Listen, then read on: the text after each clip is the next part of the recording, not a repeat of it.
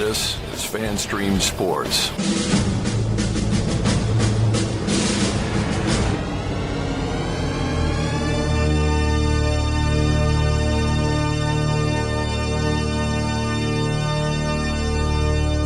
Can I please have your attention? And I need all of you to stop what you're doing and listen. The following program is recommended for mature individuals and may contain material unsuitable for morons, cretins, and dishwipes. If you are a moron, please turn off your radio, because we don't need any more stupid, narrow-minded, pencil-neck geeks who wouldn't know the First Amendment if it came up and bit them on the butt. Thank you. Yes! Here we go! I guess I want to take this opportunity to tell you a little bit about my pants.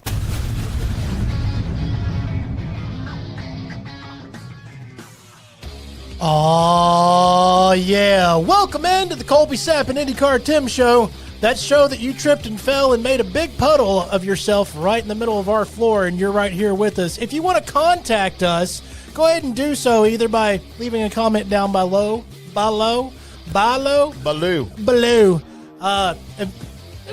There we go. What was it? Tailspin? Tailspin. Yeah. There was the show that Baloo was in.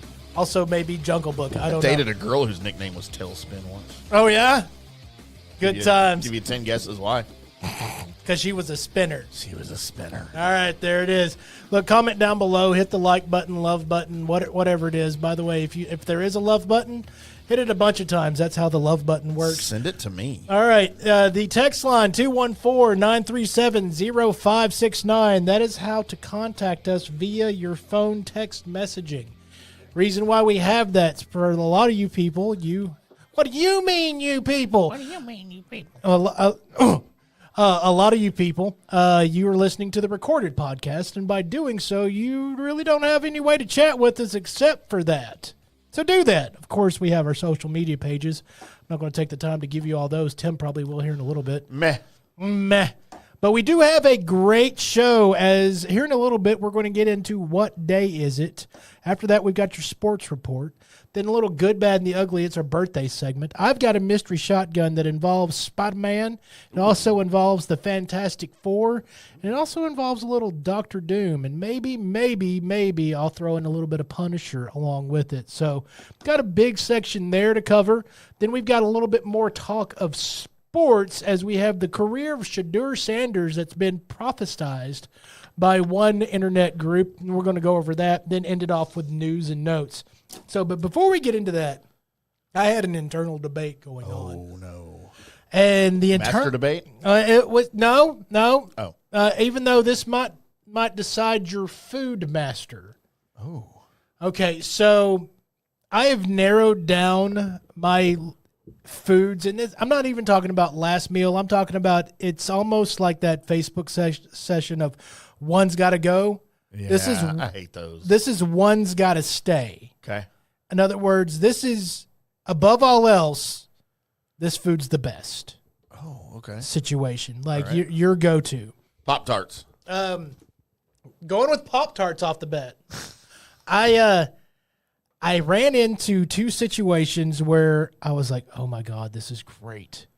One of them was a new soul food place that opened up that's down the road. Their food that I got, the fried chicken was outstanding. It should be at a soul food place. I mean, outstanding. Not just, hey, it's good fried chicken. No. Outstanding. Like, I am the type of person that, unless I am doing a cut and trying to, remove weight, I'm not a big chicken breast fan. Right? Really? No, because it's usually not as good as dark meat to me. Okay, agreed. And that's why I usually go to like thigh meat if I'm doing something like that. Right, which is still dark meat. Yeah. The chicken thigh is my favorite. Sure. That's my favorite. Give me a couple of those and my plate is full. Yeah. I'm good to go, right? Their chicken breast was as juicy as a chicken thigh. Was it just pounded and fried like a flat chicken breast, or how was it served? No, it was on the bone, And the meat itself, I don't know if they added more fat to it. Had to have, right? Yeah, you would think. But it was amazing. And I got to try this chicken breast because I didn't immediately grab it. Yeah. It was left, and it was the next day. Oh, wow. So I was like, okay, next time we order there, I'm going to immediately go to the chicken breast. Yeah. Because the next day, this chicken breast was amazing. So I had that going on. And then a couple of nights later, we had a couple of strikeouts. And a couple of nights later, we were ordering, and we just randomly ordered from this. It's a Tex-Mex place. It's not like true Mexican food. Right. It is real Tex-Mex, right? Like Best kind. You get their tacos are going to ask you a soft or crunchy situation, right? So I got the crunchy tacos because I was feeling Tex-Mex. Sure. Homemade corn tortillas. You were looking for some of those before, and you didn't find them, right? Right. Homemade corn tortillas with their crunchy tacos. Oh, boy. Amazing. And then everything had that particular, when you go to a good Tex-Mex place, you walk out of there and for the next, till you shower, you smell like that Tex-Mex place, right? That's amazing. It is amazing. This food permeated that smell into a flavor. Yeah. And it was everywhere. Oh, that's amazing. And it was great. Are you going to give us the name of this place? I don't remember either of them. Oh, my God. I believe one of them's name was Valerie's, and I'm pretty sure that was the soul food place, but it could have been the Tex-Mex place. How do you not know the name of the place that you ate at? Because I'm not the one that ordered. The missus. Was it delivered? Yeah, it was delivered. Oh, okay. All right. You didn't go there. Okay, I got you. I just there was suggestion of what we were feeling, right? And so there you go, right? So I've got to get those names because I want to throw them out there. But it brought up the question to me because those are basically my two favorite foods, like tacos, fried chicken. Sure. Two favorite foods. Yeah. And if I had to pick one or the other, I would probably go fried chicken. Wow. Probably go fried chicken. Now that's my thought is that because I could probably do fried chicken every single day and be happy. And as fat as you were before. Yes, and be happy.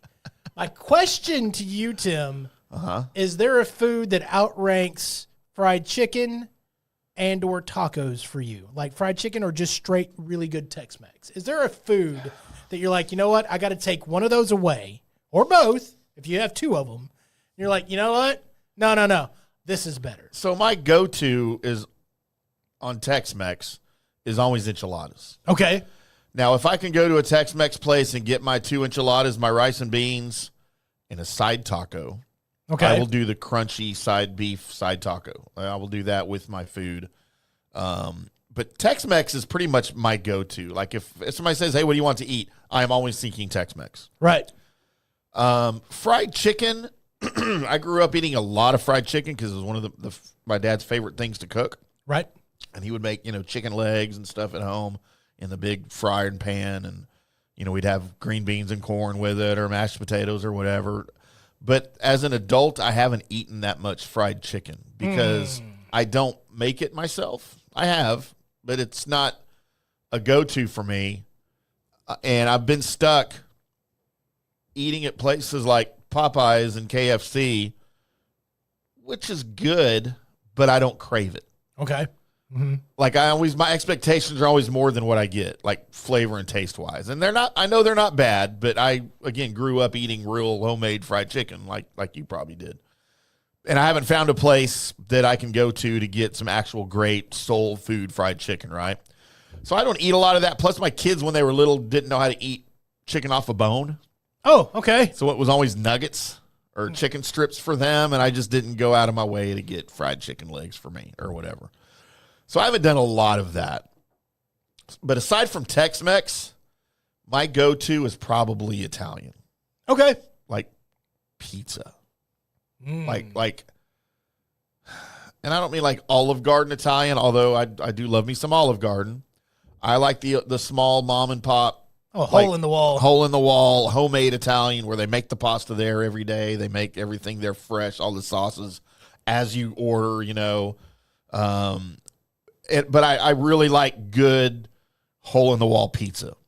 And I love New York style pizza. I love Chicago style. I love them both. Depends on what I'm in the mood for.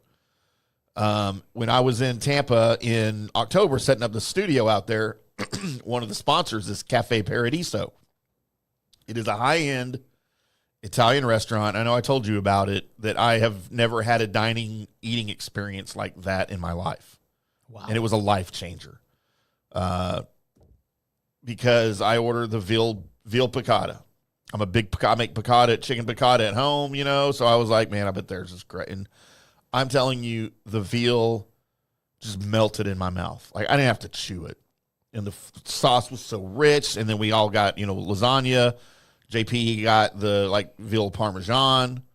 Then we had a side of fettuccine alfredo, just a side of spaghetti and red sauce. And we had all the stuff, man. And so to me, that is Italian dining. You know, they brought out the wines to pair with whatever you were drinking. We had 9 bottles of wine that night. Wow. But yeah, my go-to is Tex-Mex. I like fried chicken. I wish I could find a place that I could go to and just go, oh my God, I crave this fried chicken, because I want to go back to that. Oh no, this is amazing. But for me, it's Tex-Mex. That's if I'm hungry, I want Tex-Mex. So it's the Tex-Mex, then second place, sliding out the fried chicken, it would be the pizza for you. Yeah. Pizza, Italian food. Yeah, and look, when I say pizza, I don't mean Papa John's. Although Papa John's is probably my favorite chain or Pizza Hut. I mean, go find a place, right, that's a pizza place. Mm-hmm. For instance, up by my house, there's a place called Joe's Pizza. Dude's from Brooklyn. Owns the place. Learned to make it from his dad in Brooklyn. It is an authentic Brooklyn-style New York pizza place, right? Mm-hmm. With the slices are fit in my arms here, you know, and you can buy them by the slice or whatever. But I see the guy around town at the bars, and we know each other. Every time I walk in, I'm treated like royalty, even if I'm taking it out or I have the kids, right? Kids all think I'm cool because the restaurant owner knows me, not because I'm doing this. Right. This doesn't make you cool. Yeah, or I ride a motorcycle, right? It's because the Brooklyn guy knows me. But places like that, you know, where they do everything, the crust is from scratch, the dough and everything is made every morning. They've even got little side salads that are New York with their own house dressing. That's all you can get. They don't have ranch. It's just the house salad with their dressing, right? And it's a vinaigrette, and it's amazing. It's sweet, and it's amazing. I love the places that don't give you options. It's no. This is what we do over here. Yeah.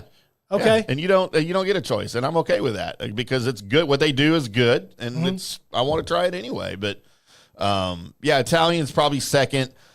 Again, man, if I had a fried chicken place to go to, I'd do it. I just don't. I will tell you, there was another part of that experience that I just remembered while you were talking, the fried chicken experience. Because in the family order that we got, I was asked, what sides do I want? And I was like, you know what I like. Whatever. So Sybil got their greens. And I was eating the chicken, and I didn't get a bowl of greens. Because you went hard in on the chicken. No. I am very particular about my greens. Even after having the chicken, I was like, yeah, but they probably still screwed up the greens. So a little bit later, nobody had touched the greens. I'm like, okay, fine.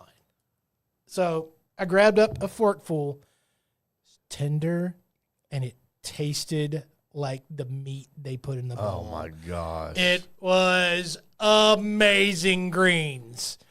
Enough that I wasn't hungry, but the whole bowl of greens. You had to, yeah. Yeah, because it's just now I'm defending myself from the greens attacking me by eating them first. Yep. Because if not, then my hands were just going to keep shoving it towards my face, and I had to eat them in defense. Yeah, is what was happening there. These greens were amazing. These were up there with your grannies. Mm-hmm. Where you saw her go outside and around the street and around the road, just pulling random plants that ended up being in that pot. Yep. Yeah. These were them. Ooh. That's awesome. So yeah, those greens were amazing. I will remember the place. I'll tweet them out or whatever. Yeah, do that. For whoever, and also I'll tweet out the Mexican food place there, the Tex-Mex, because I will have to prerequisite that again. Yeah. It's not Mexican food. This is really, really, really good Tex-Mex. See, I don't like Mexican food. I think we've had this conversation before. I'm not a fan of authentic Mexican food. I find it uninteresting, and I find it bland and just not very tasteful. There's no flavor to it. You've been to the wrong place. I've been to like 4 different restaurants who claim to be authentic Mexican, and they will tell you, we're not Tex-Mex, we're Mexican. And every time I've been, because I've never been to Mexico, I'm just very underwhelmed. Like, I like my Tex-Mex. I like the way it's prepared here. I'm going to ask you 3 important questions. A, on these real Mexican food places that you went to, Yeah. could you understand or read the name of the place? I don't remember any of the names of them. Was it written in a big enough sign that you could see it from the street? Oh, no, these were like hole-in-the-wall places. Okay. Did you pay with a card? No, they didn't take cards. Cash only. Or pesos. I think one of them took pesos. I'm gonna. Look, if you find a good Mexican food place, I will be happy to try it. I'm just saying, all the other experiences I've had, the sauces were bland. Everything was just bland. It wasn't very spicy or flavorful. Bland. Very bland. You have 3 weird misses with your. That might be. Because that's only either that or you ordered the safest thing up there, and you wanted to make sure that your sensitive palate or whatever wasn't hurt by weird stuff, and that's what happened. I'm not going to order something I know I don't like. How do you know you don't like some of the? Oh, never mind. We're not getting into chicken nugget Tim over here. I know I like chicken nuggets, so I'm just going to keep ordering them. No, I don't eat chicken nuggets. Those are for kids. Mm-hmm. And apparently Tim's. All right, so with all that said, again, I will get those names out to you of what they were. Continue to, of course, rain down on Tim for him being, try. Mm-hmm, him being Tim. Try. And lacking in double dog dare you in his ability to reach out and try new things. So you can go after him for like new things, man. For kiddie table eating. I know what I like. I like French fries. I'm not going to not eat. You know, like for instance, Zach brought home from this place called Valerie's Tacos. Who I haven't really had anything there I like. I'm like, well, bring me something. Don't bring me a taco. Bring me something I haven't had. So he's like, well, they got these big burritos. I'm like, bring me one of their huge burritos. Again, it's not Mexican food, okay? It had French fries in it. Oh. French fries, ground beef, beans, sour cream, guacamole, the French fries, a green sauce, you know, and he was describing like, that sounds amazing. I can do without the fries in my burrito. That's weird, but just bring it to me the way they make it. I took 3 bites of it, and it was maybe one of the most disgusting things I'd ever eaten. Weird. It just didn't. There was no flavor to it. Like there was no flavor. I think your mouth might be broken. It was just bland, and then the French fries were a weird texture with my tortilla. I opened it up. There is no way ground beef, French fries, guacamole, all those things had no flavor, Tim. It was just bad, man. You could make that Applebee's style with absolutely no spice in it whatsoever, and it's going to have. They don't have a spice rack at Applebee's. They do. No, they don't. Their ribs are good. Mm-mm. They don't. Soups are good. No. You like bland Applebee's? I don't think it's bland. And you say other things don't have flavor. Their wings are good. I like Applebee's wings. Applebee's. Yeah. They do not have a spice rack at Applebee's. They don't know what they're doing. I mean, all their Applebee's is they go to the frozen food section at Walmart and go, here's what we got. I love Applebee's food. Like their steaks are amazing. For a $15 steak. You know what I mean? I might have to go to Applebee's on the way home now. So the gentleman that's talking about, he complains of food having no flavor. You are a walking contradiction. I think Applebee's is very flavorful, sir. I will dispute that. You know what I'll dispute? That you know what the word flavorful means. Well, to me, for my palate, my sensitive palate. I don't think you have one of those. Don't. I like hot food, though, normally. But it's like Applebee's, I know what I'm getting, so my expectations maybe are lower. I don't know. I just love Applebee's. We will continue the quandary that is Tim's mouth at some point. Applebee's or Chili's? Which do you prefer out of those two? Chili's. Okay, to me, they're the same. They're not. They serve the same food, and they taste exactly the same. I don't think they do. Although, do you like the Presidente Margarita at Chili's? And Chili's, I'm not going there because nobody else could think of anything else. Yeah. And we're all in the same car together, and we're like, well, fine. It's like the Jack in the Box of fast food. Nobody can decide what they want. Well, then let's go to Jack in the Box because they have everything. Yeah, it'll suit everybody. So it's weird. So there you go. So there it is. Chili's. There is that opening segment. Now to somehow trundle our way. Yes, I used the word trundle our way into Meeks going, hey, Tim. Hey, Colby. What day is it today, bud? Well, I'm glad you asked. Are you glad I trundled? You did trundle. It's like a trundle bed. That's the only time I've ever heard that word is in reference to a trundle bed. Is that a bed on the move? You know what a trundle bed is? It's like a softly moving bed? No. A trundle bed is when you have the regular bed and then you have a bed underneath it that pulls out and lifts up. Oh, the secret bed. It's a trundle bed. No, it's a secret bed. It's called a trundle bed. Not when I'm there. Okay, look, I can Google trundle bed right now.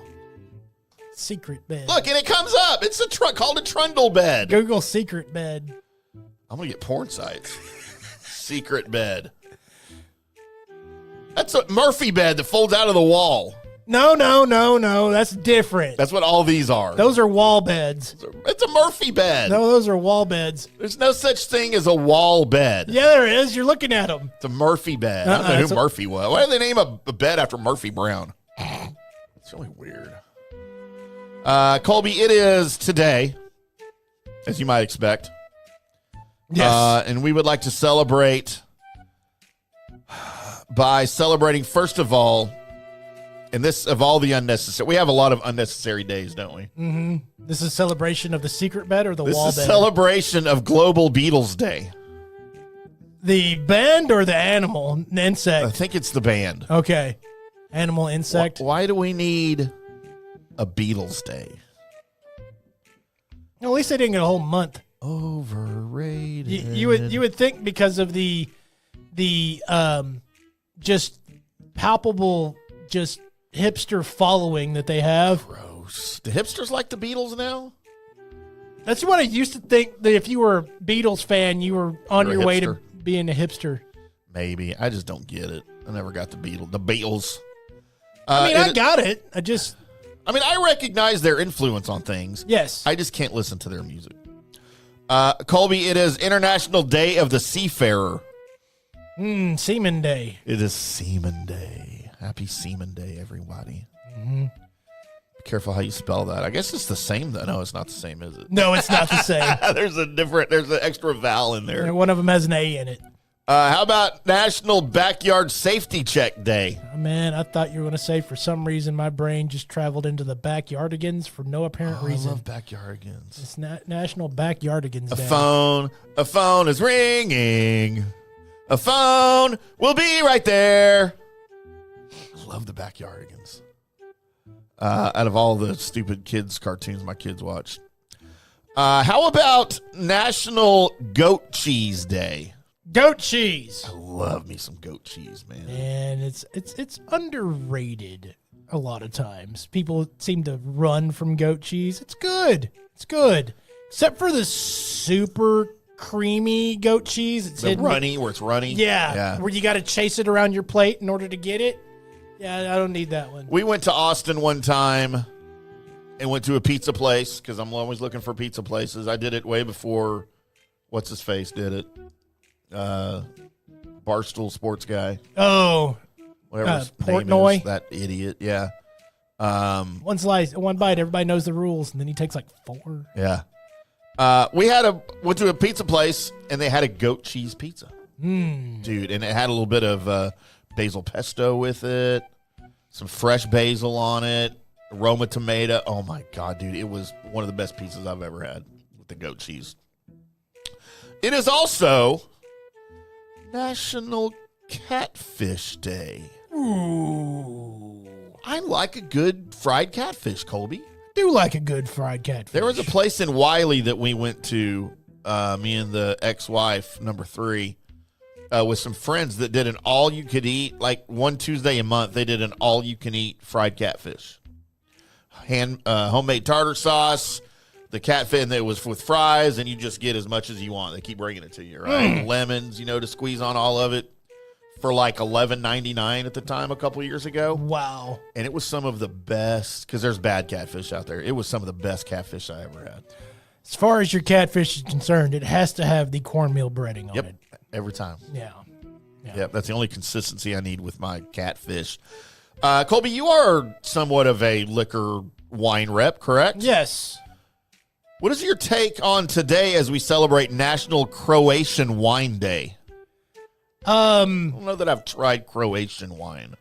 I have not personally tried any Croatian wines. I will tell you that they are not prominently sold here in this area very much. Okay. So there's definitely not a section usually devoted to, even if you go to like the snazzier places, you're not going to find a Croatian section. It might have a couple of bottles there, but you're not going to find like probably what all they have to offer. And as far as what they taste like, I don't know. No idea. I don't know. I love trying different, regional wines like that. I think my favorite, for a long time, my favorite area out of the U.S. to get wine was Peru. I love a good Peruvian red wine. Okay. I got introduced to that when we were up in Colorado in like 1994. By Arnold Schwarzenegger? It was by Arnold and Maria, our next door neighbors at the house that we rented up there. And man, I've been stuck on Peruvian wines ever since. Because he gave it to you. I just like the flavor. Like that was the infancy of me getting into wine, right? I was like 24. Right. Hadn't been into wine much, and me and my wife had just joined like a wine club. Wasn't on the internet because there was no internet, but they would send us a couple of bottles of wine every month, and technically there was internet. You just weren't doing it. We just all didn't do it yet. Yeah. But so I was very interested when he brought up Peruvian wine, and they had lots of it with them, so I'm going to go ahead and take you at your word that you were very interested. As soon as Arnold said anything, I'm probably pretty interesd at that moment. He probably could have handed me a glass of his warm piss. Right. And I might have drank it. This is my piss. Okay, I'm in. You have a straw? Colby, how about National Day of Joy? Like just a couple of girls that are named Joy, or just everybody just be happy? I think it's the happy, fun day, okay. Joy. Although I dated a really hot Joy once. But then there was another really fat Joy that I knew, so I don't know what to think about the name Joy. No, it's usually as soon as what I picture when somebody says her name is Joy, I either think she is of Asian persuasion. Okay. Or she's got an SUV full of kids and she's going to go to the PTA meeting because she wants to. Gross. Nobody does that. Yeah, that's what I think. I think when I think of Joy, I think of the pink Bugaloo. Remember the Bugaloos? Did you watch the Bugaloos? I don't know. The Bugaloos. We're in the air and everywhere, flying high. It was like a Saturday morning kids show that was out of England. And they were the Bugaloos. They were like bugs, right? They were people dressed in these bug costumes with the wings, and each of them were a different color, kind of like the Power Rangers. And the pink, there was just one girl, and she was in pink, had a pink little hot pixie haircut, and her little pink leotard, and then the pink wings coming out. And her name was Joy, and she was the pink Bugaloo. You mentioned cartoons, and then we're still on Joy. Where my brain went was happy, happy, joy, joy, happy, happy, joy, joy, happy. Ren and Stimpy. And then had the guy in the background going, happy, happy. And then let's see. Okay, I have a picture here, Colby, of the Bugaloos. I can't believe you didn't know the Bugaloos. I did not know the Bugaloos. We led very different childhoods, I think. We did. Anybody out there, if you remember the Bugaloos, you're gonna have to be my age at least. If you remember the Bugaloos, please let me know on the FanStream Sports Studio text line 214-937-0569. Colby, I don't know if you can see my screen or not. But there's your Bugaloos. And I had the biggest crush on Joy. I forgot there was a black one. I think that was the first time I heard a black person speak in a British accent. First of all, mark that. I don't know when we're going to need that, but at some point we're going to need that. Well, I forgot there was a black one? Yes. Oh, she had the Dorothy Hamill haircut, man. There's going to come a time when we're going to be interviewing random athletes on here, and I'm going to make sure that whoever's doing the soundboard engineering at that point has that as we're introducing the next, I don't know, NCAA player. As we're introducing Shedeur Sanders, the new quarterback of the Cowboys. Right. I forgot there was a black one. It's going to go over like a lead balloon. So, yeah, Led Zeppelin, if you guys remember the Bugaloos, please let me know, because that was a very important staple of my childhood television watching. Colby, it's National Leon Day. Resident Evil. So, Leon is the name of my son's dog. Okay. From Resident Evil? No, he doesn't play Resident, I don't think. It's the only reason Leon would ever be cool. And I thought that was the stupidest name for a dog. I'm like, why? And I can never remember Leon because I named him Rusty because he's a black lab, but he's gold. Okay. Like he was the only golden one in the entire litter of all the black labs, and that's why he picked them when they were puppies. But I can't think of Leon. Like when I want to yell at him when he wants outside, I'm trying to tell him to shut up. I can't get Leon out fast enough. I just call him Dog. But I wanted to name him Rusty, and now when I've told Zach, like, Leon's a terrible name, he's not going to change it, but then we were watching F1 the other morning, and he's like, people are named Lando because of Lando Norris, the F1 driver. Right. I'm like, yeah, why not? He goes, I thought Lando Calrissian was a one-off, like nobody is named Lando. No, it should be. It's a real name. It should be. Lando Calrissian, that should be a one-off. There should be nobody else having the name Lando. I'm sure it was around before that. Well, you know what? We should come up with the Colby and Tim Show name Hall of Fames. And once we put the name up on the wall, no one else can ever use that no one name. could be named that again. Right. Huh. All right. Well, happy National Leon Day to my son's dog. Thankfully, that's the closest I'll ever get to being a grandfather. Thank God. Colby, it is National That you know of. Please Take My Children to Work Day. Somebody else take your children? Apparently, like I'm all for that. Okay. Given your druthers, would you pick the worst job possible to send your kids? Like maybe if somebody was, I don't know, a grave digger or something? Yes. That would be it? I would pick that. You'd pick that? Or cleaning out You surely wouldn't pick like biohazard stuff. Game tester or something. No, something no, uber cool. They need to know what real work is. So maybe cleaning out a concrete truck with a sandblaster. I did that. How about roofing houses in Dallas in the middle of the summer? I did that. Right. Hell, mowing lawns. How about you try mowing a lawn every now and then? I need you to do that. God, my kids, I swear. My kids, Colby. And that's what day it is, Colby. Awesome. Or kind of. I mean, you decide. You're the listener. We're awesome. just the speakers. It's not 2023 anymore. Coming up right now, as we segue, as we jump on our two wheels and handlebars, Just fall off those things. As it's time for the Colby Sapp and IndyCar Tim Sports Report. It is the Sports Report, Colby. It is the slow time of the Sports Report. It is. But there's no slow times, only slow newsmen. I mean, got that wrong somehow. That's definitely wrong. Look, this is the time of year that while working at the Fan was not the most fun to plan for. Yeah. Because you really want to try and keep your sports side up as being a sports station. And digging through articles that people have written to try and come up with ideas and then come up with your own branch to fall off of, and you realize that they're giving up too. Yeah. And so if they're giving up, then your thought process is giving up, and now you're like, I don't know how we're filling the 940 segment. I have no idea. You know, if I have to read about another ranking article, I'm going to shoot myself. Well, Everything is rankings right now. you can't blame them, though. No, I get it because I got to do it too. But Can't blame them. here, let's rank the league's kickers, Colby. We're going to rank the NFL's long snappers. Let's talk about the best equipment manager in the SEC. Okay. I don't want to, but all right. But thankfully today, There is a local team doing some things.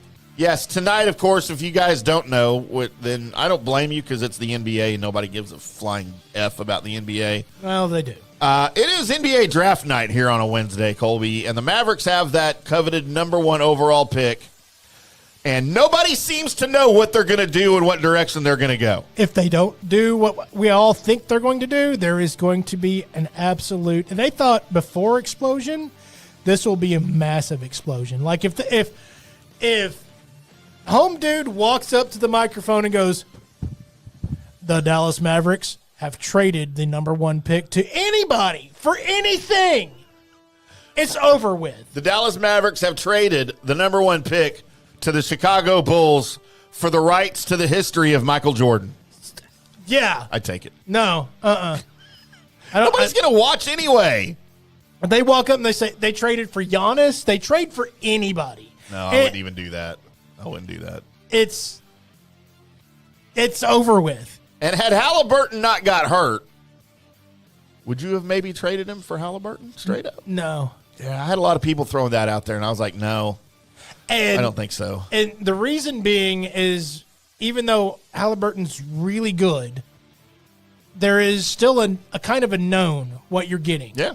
There is the ceiling hasn't been found with Cooper Flagg. Like, what's he going to end up being? Well, and I think his ceiling is higher than Halliburton's. So, with that being said, you need to see that through fruition, like you needed to see that with Luka. To be honest, you needed to See that. where it was going to go. Yeah, for sure. Where it ended up being top notch, or where they feared it was going to be. That was the reason for the upset. Yeah.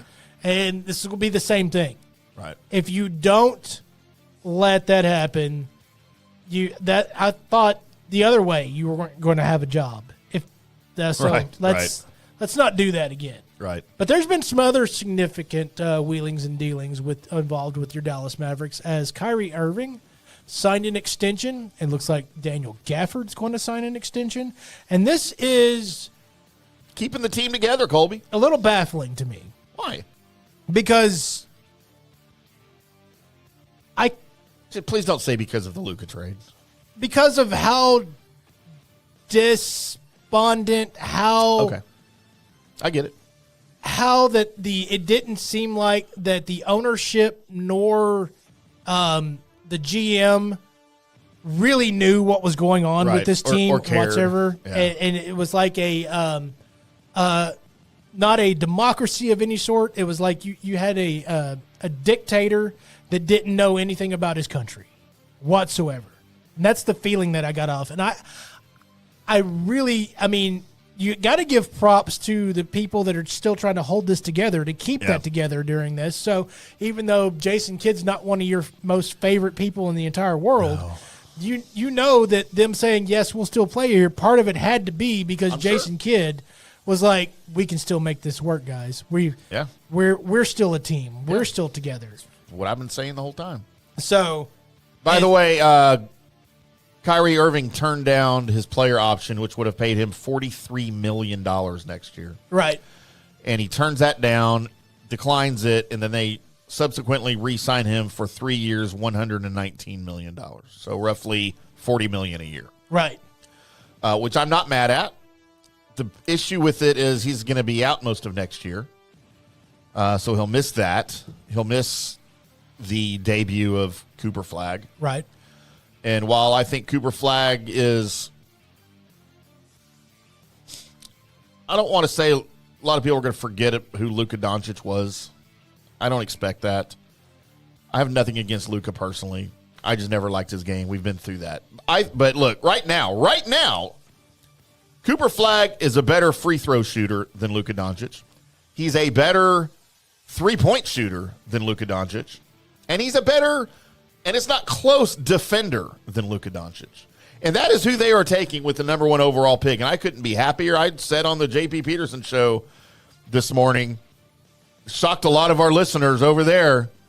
I said, I might be in to watch some Mavericks games to kick off next year. I might be in because of this Cooper Flagg kid. And the problem is the Mavericks still with Flagg, they need some things, especially with Kyrie Irving being out. I still think they need a point guard. Right. To bring the ball up the court because Luka's gone, Kyrie's out. You're very, very short there. That could be a short-term fix here with the draft. You know, I don't know. I don't have the entire list of what draft picks they have. I still think there's going to be some more moves made before the season starts by way of trades. But we'll see. But I saw an interesting thing, Colby, speaking of Cooper Flagg, on numbers. And I love numbers. Not the TV show, the actual numerals. I love to count. Spot Track, who, of course, is the website along with Over the Cap that monitors all contract dealings, right? That's what the Count's last name should have been. Count Spot Track. Count Spot Track.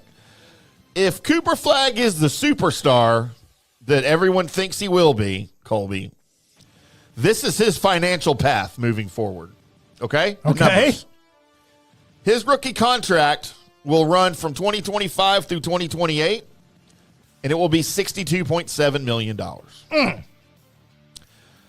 When his contract is coming up and he stays with the Mavs, he will re-sign for the term 2029 through 2033, the 30% Supermax extension, Right. which is what Luka was going to be eligible for here. Right, but they'll trade him before that because they can't have people being special around here. $359 million.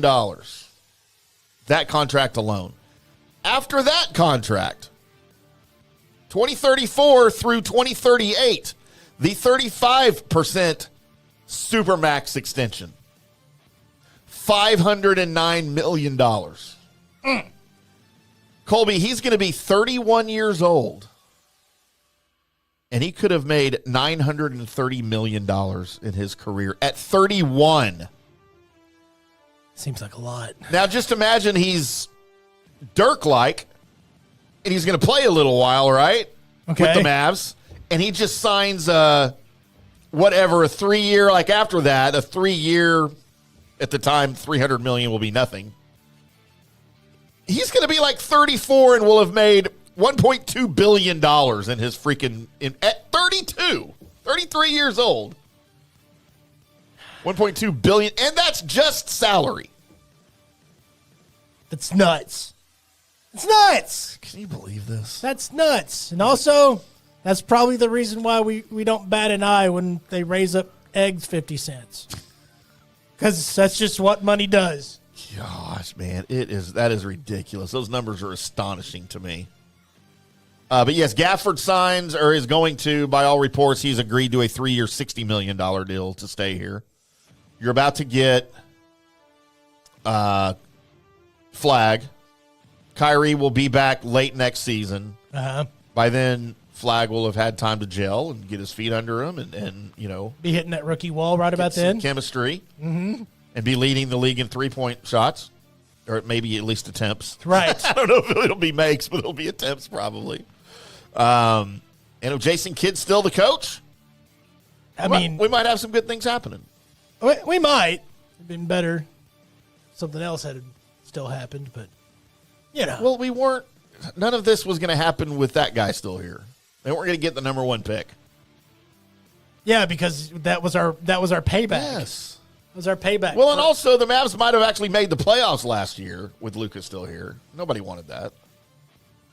Yeah, because he doesn't do anything in the playoffs. He doesn't do anything in the playoffs. Just puts the team on his back to Nobody- the next level. He puts the team on his back, and then he stumbles to the ground and face plants.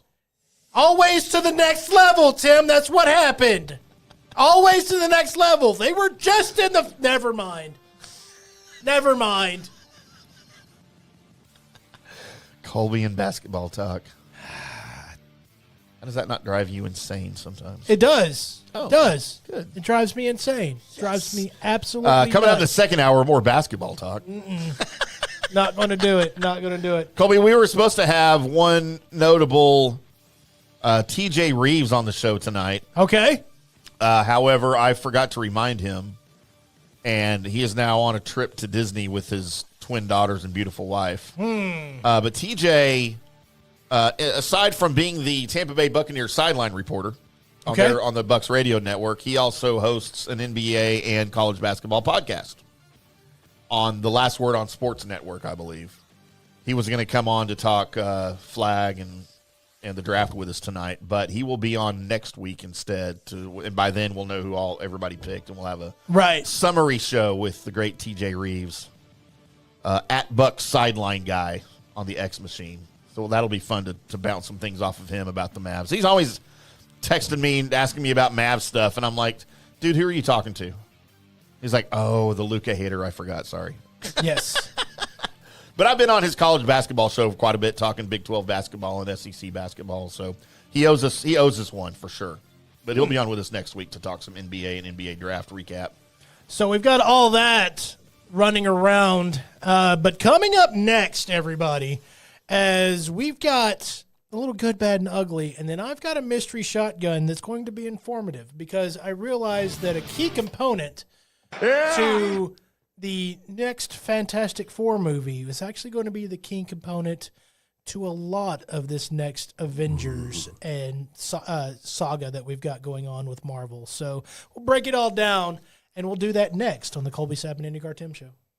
Hi, golfers. IndyCar Tim here. I want to talk to you a little bit about Golf Central Magazine. It's not just a golf magazine. It's the magazine for everything. Turf, travel, philanthropy, and lifestyle. Head over to golfcentralmag.com and check out the latest issue. Some of the regular features in Golf Central Magazine: the Golf Bachelorette of the Month, the Golf Bachelor of the Month, the Golf Cart Girl of the Month, Golf History, Grip It and Sip It. So head over to golfcentralmag.com. It's free. It's the magazine for everything: turf, travel, philanthropy, and lifestyle. Golf Central Magazine at golfcentralmag.com. We'll see you there. Today's show is brought to you by Tomstown, a premier craft distillery based in Kansas City, Missouri. Discover their award-winning lineup, including double oaked bourbon, botanical gin, and double grain vodka, named the best craft vodka by the readers of USA Today. Available for online delivery in 40 states. Visit toms-town.com or their Kansas City distillery to explore more. Elevate your game with Tomstown, where history meets innovation. Please enjoy responsibly. Hello, folks. Let's talk a little bit about turf life. What is turf life? It's pretty much if your life involves turf in any way, shape, or form, you live the turf life. Go ahead and brand yourself with the turf life. Maybe a back window decal, maybe a hat. You know where you can get those kinds of things to showcase that your life revolves around sports and or anything that involves sports. If it's a sports business or sports education or just your enjoyment of the outdoors, head over to turflifeclub.com. Become a turf head. Join the club today. You can do that by going to that said website that I just told you to go to. You can snag your window decal like I was talking about, or any of your other turf life accessories. Show everybody that you live the turf life, and we'll see you there over there at that turflifeclub.com. Orion Golf Management Solutions. Orion Management Solutions has tailored its service packages just like it tailors its approach to customers. Some owners need more supervision, while others need periodic assessment of their short-term and long-term strategies and programs. Orion can be called in to develop a business plan with the existing staff, or we can assist with the daily management of a facility or event. Either way, we make sure the client is satisfied and understands the direction the facility needs to go in order to achieve the owner's goals. Orion Management Solutions can help with owner assistance service solutions, daily course management, business plan development, monthly operations, or as-needed consulting services. Whatever your need, Orion Golf Management Solutions can help. Check out oriongolf.com.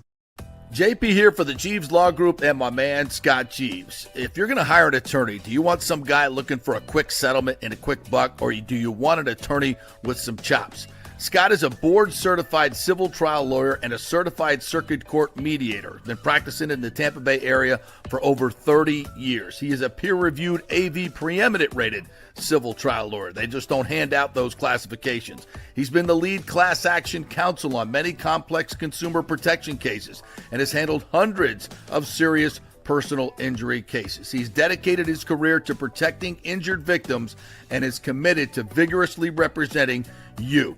We're local, we're trusted, and we get results. Personal injury and personal attention. Call for a free case evaluation. That's 888-9-JEEVES. That's 888-9-JEEVES. The Jeeves Law Group.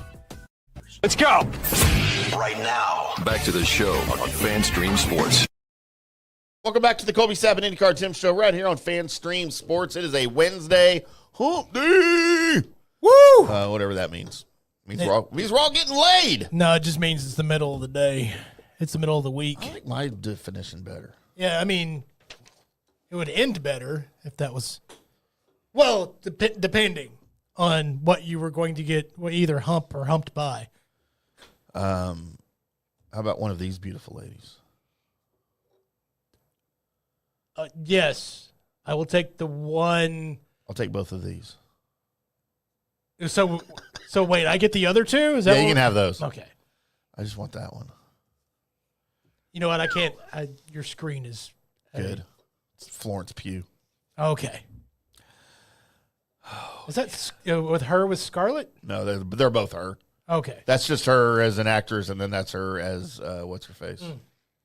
It's at a certain angle where I Yeah, can't see. it's I got to get yours fixed over there. That's okay. So yeah, big night for the Mavericks coming up as the NFL draft is currently underway as you are listening to us, as I'm sure you are, instead of watching that hullabaloo over there. Well, you can be listening to us while you're watching that. And you should be. So that's That's how that's going on. But right now, Colby, it's time for everyone's favorite internet segment. As soon as I can get there, that Colby quarterbacks, or one of their favorite internet segments that Colby quarterbacks, and Struggling. it's time for this. It's that time for the good, the bad, and the ugly. That segment where I go through all the people that were born today. Then I make a list of the people that I think are famous enough to make my list. And I offer them up to you guys, along with me and Tim, so we can all decide separately who is the good person, who is the bad person, and who is the ugly person. That's the reason why this music fits. So, starting off today, turning 55 years old. And the only reason why he made the list is because he's once donned the Ranger hat. It's one Aaron Seeley. Third base, Colby. Absolutely not. He's a pitcher. Who am I thinking of? You were not thinking of Aaron Oh, you know what I'm Seeley? thinking of? I don't know why I'm thinking of Todd Zeal. Sorry. Okay, first of all, never confuse the greatness of Todd Zeal. When you said Aaron Seeley, I even wrote it down, Aaron Seeley, but my brain went to Todd Zeal. I have no idea why that just happened. Never confuse the greatness of Todd Zeal with Aaron Seeley, sir. I mean, come on. Todd Zeal, I mean, that dude was amazing, sir. He was no Dean Palmer at third base. Well, he never had his bicep crawl up into his shoulder. He was no Hank Blaylock at third base. I mean, yes. Yes, he was. What?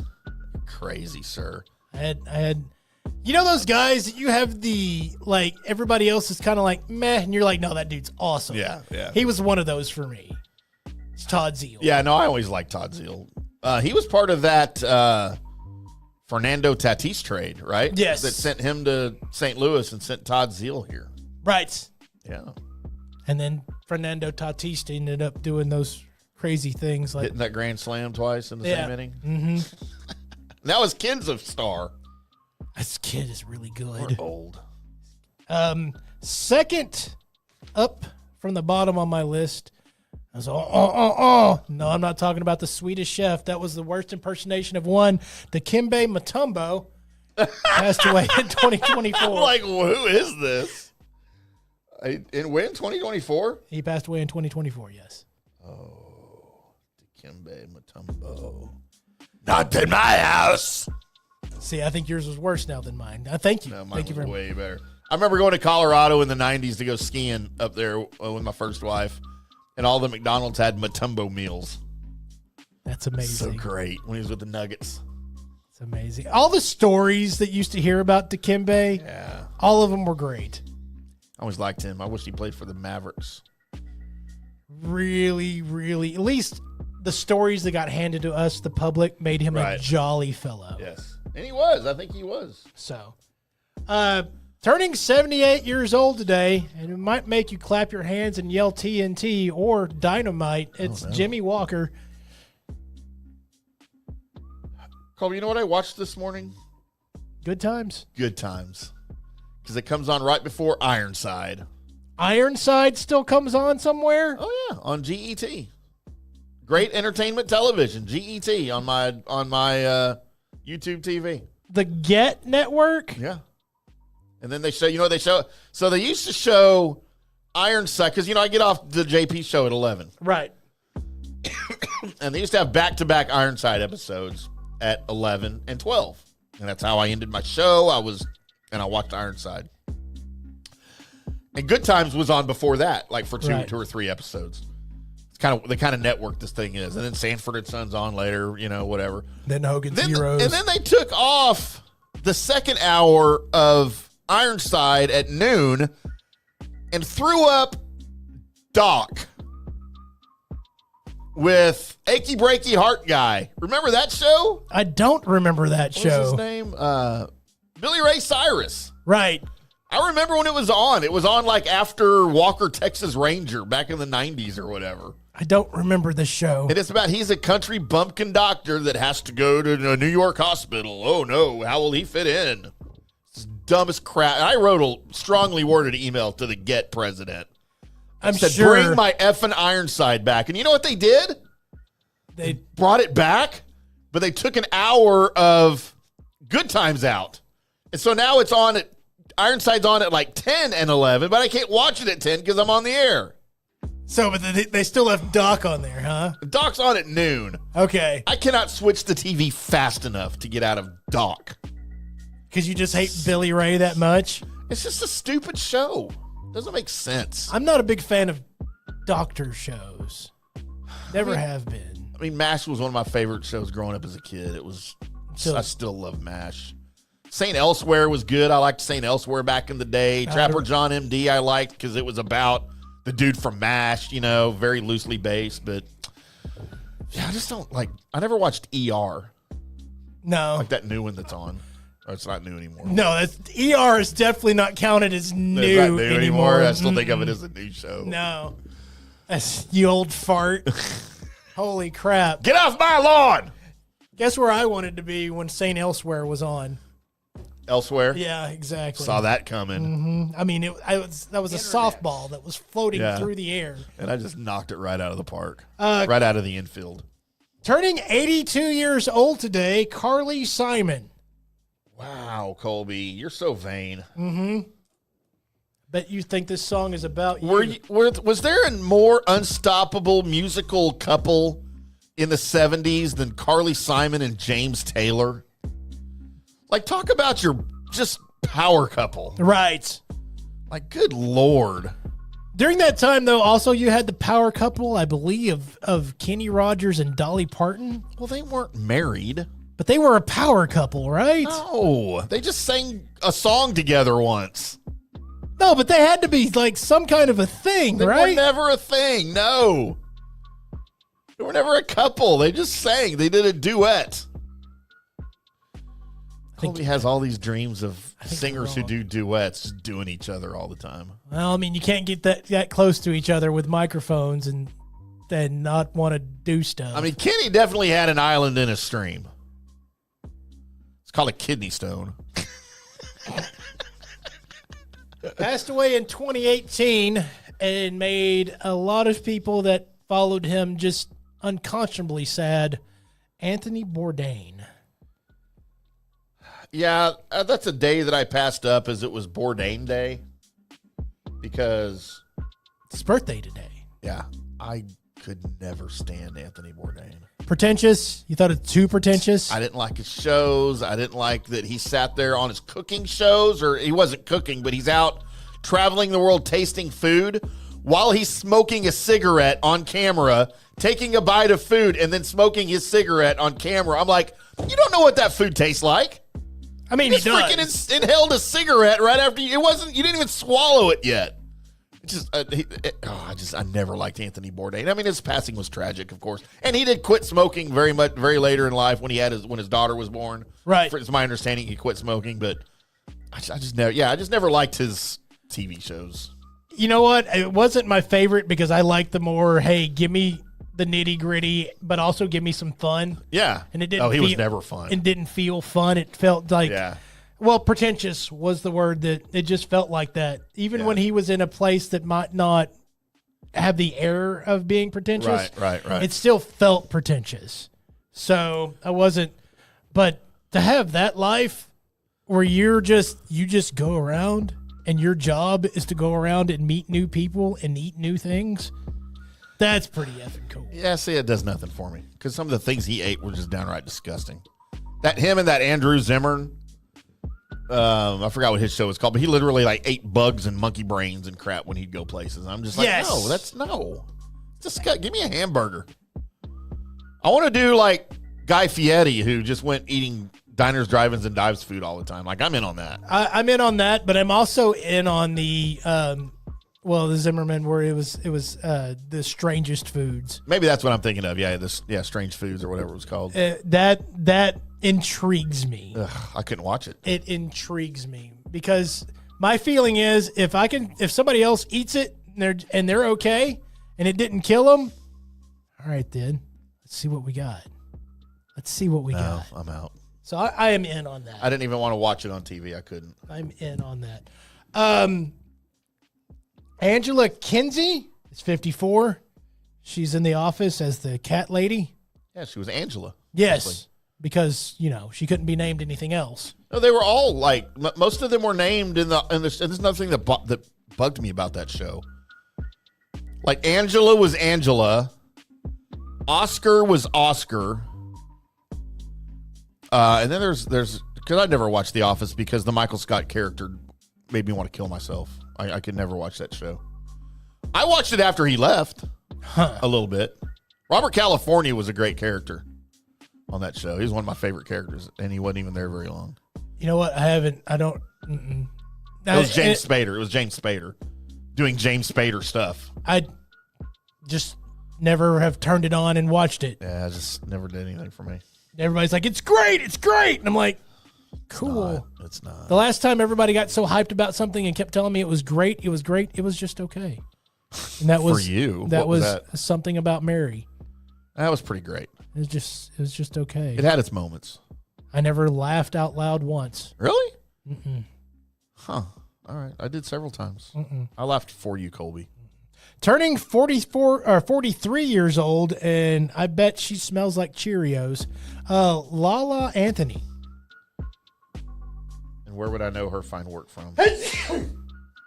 That's Carmelo's wife. She's also a DJ and was once quoted by another NBA player, which irritated Carmelo Anthony to some point that he wanted to get in a fight, is when the other player said, I bet your wife smells like Cheerios.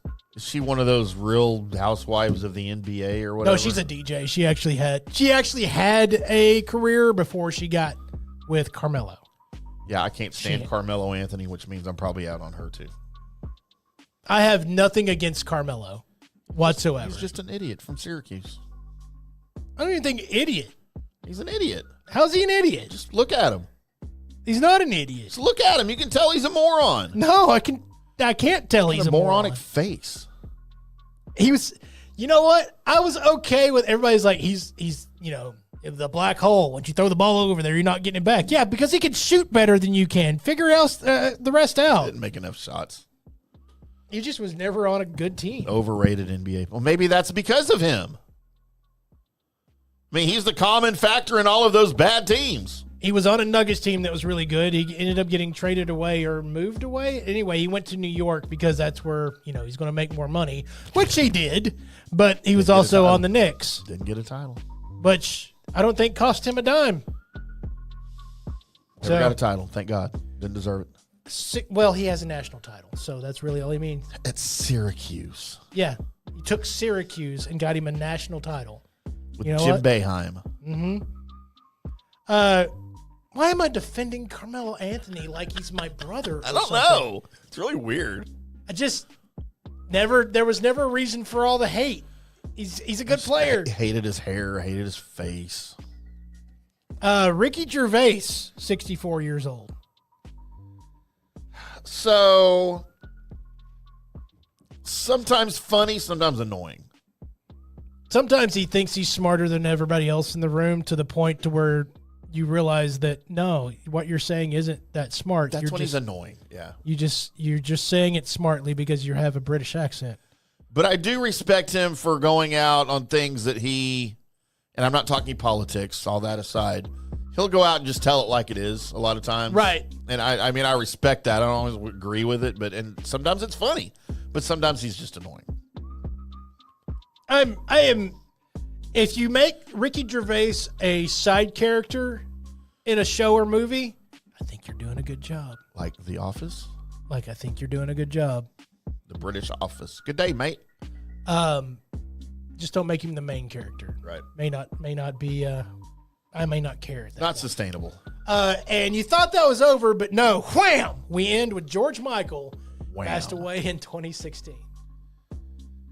Let's see. George Michael.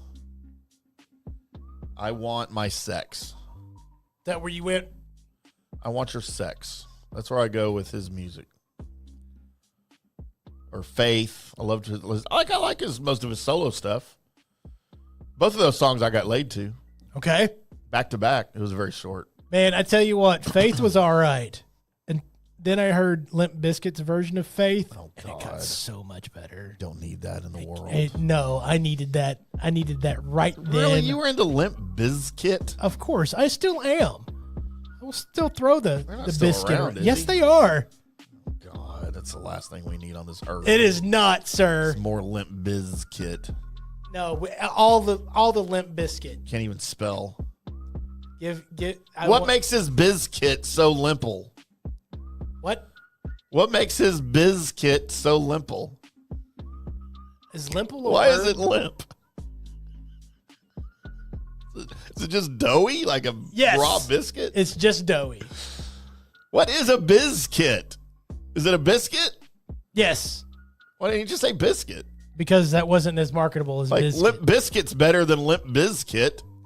Well, it's still just Limp Bizkit. You still just say. Well, he's pronouncing it wrong. No, it's your stupid. It's got to be spelled exactly right, except for when I see Bologna, and I still say baloney. Dipshit. Bolany, baloney. No, that's not how it's spelled. It is in the band, Limp Baloney. You know what? Well, they spelled it wrong. I just never got that band, dude. I just don't get it at all. I guess it wasn't designed for you, but for me, when it came out, it was the best ever. It was the best ever. You know what? It still is. All right. Still I is. disagree with that. The best ever. He's probably not even the most talented guy in his family. Durst? Yeah, I don't even know who's in his family. He's Gross. Fred Durst. Fred Durst. What did he have against Britney Spears? Like, didn't they get into a rap battle or something?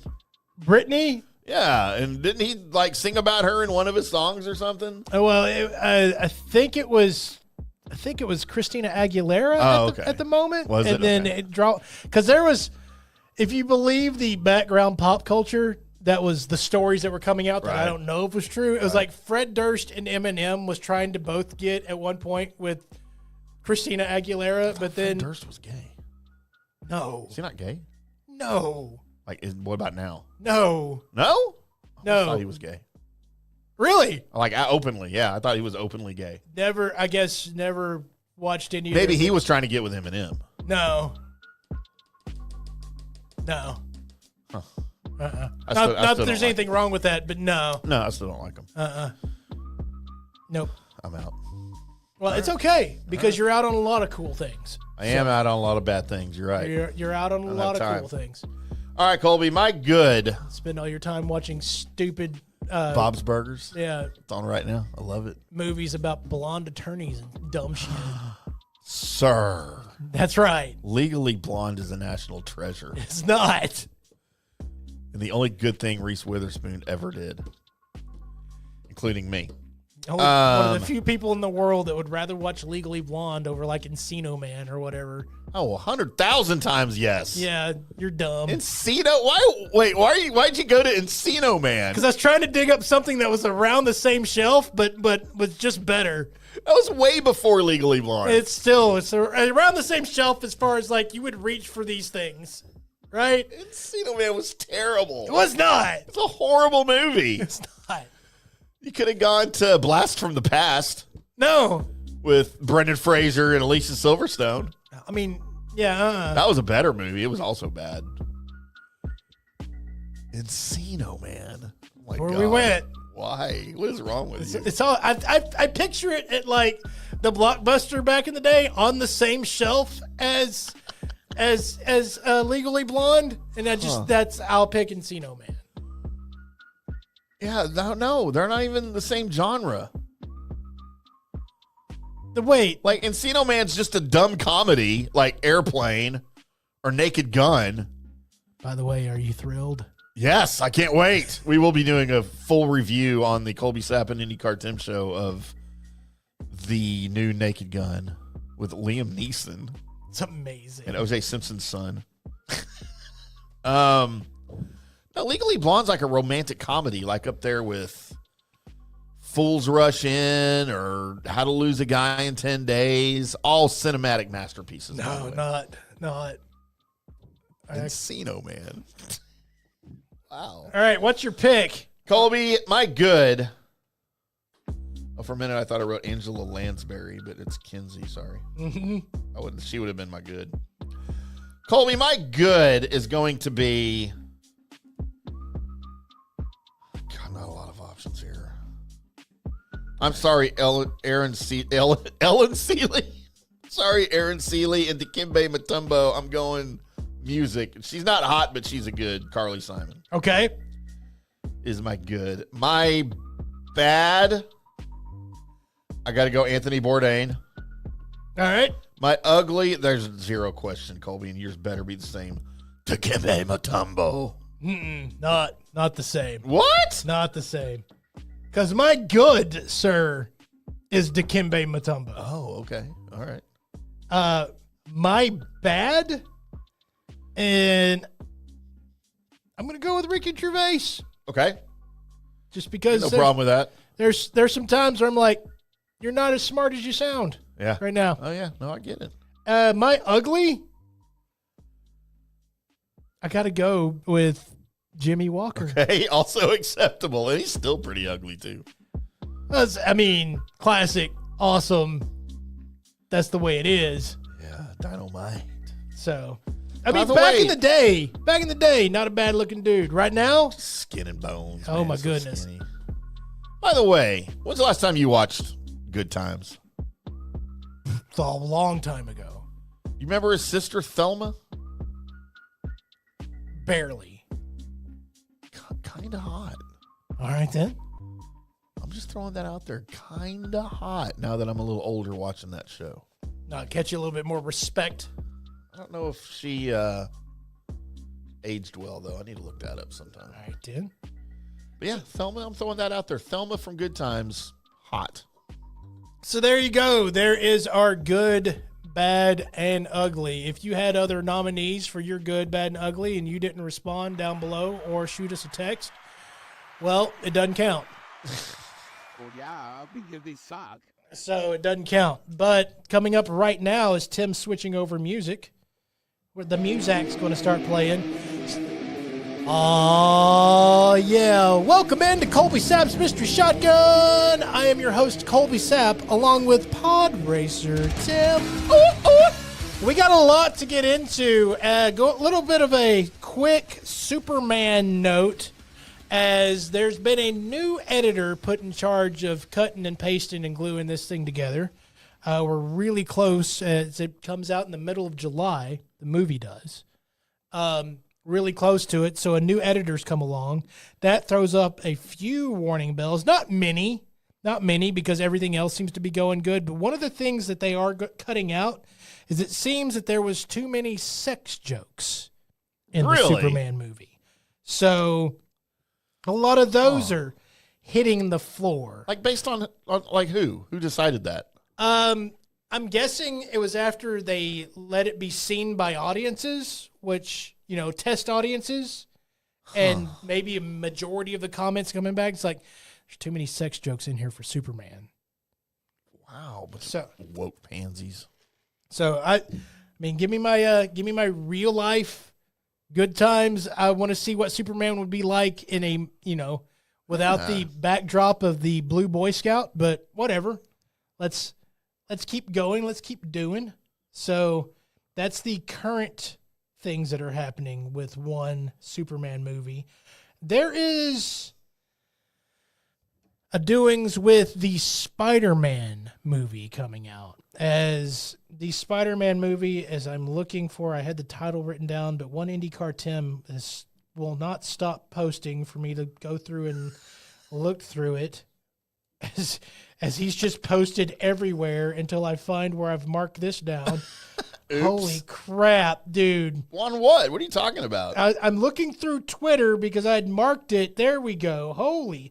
Spider-Man Brand New Day is what the new movie's now titled, in case you didn't know. So the new Spider-Man movie with your Holland Spider-Man, it's going to be Spider-Man Brand New Day.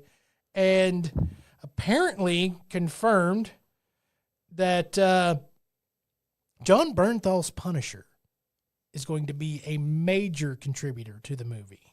Really? So with the Punisher being there, and with the thought that Feige wanted this next Spider-Man movie to be more like down to earth, maybe street level crime situation. Yeah. That's what he wanted this Spider-Man movie to be, because it felt like Spider-Man kept escalating to where he was he was all over the world and in space and the other dimensions and all of this tagging. And they really wanted to bring the Spider-Man character back down to, street level hero situation. So with the Punisher being a prominent member of the movie, you have to keep it street level because he can't fly. I mean, he can get in a plane, but he's not going to be doing a whole lot of against flying villains, except for maybe trying to shoot them out of the sky. Right.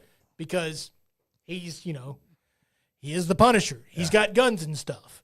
So I am interested to see how much action, how gritty they would allow Bernthal's Punisher to be in a Spider-Man movie. Because, I mean, the couple of times that they've had a little bit of blood shown in the Spider-Man movies, it hasn't really been too in your face. Right. And that's what the Punisher is the violence is in your face and it's not really in the background.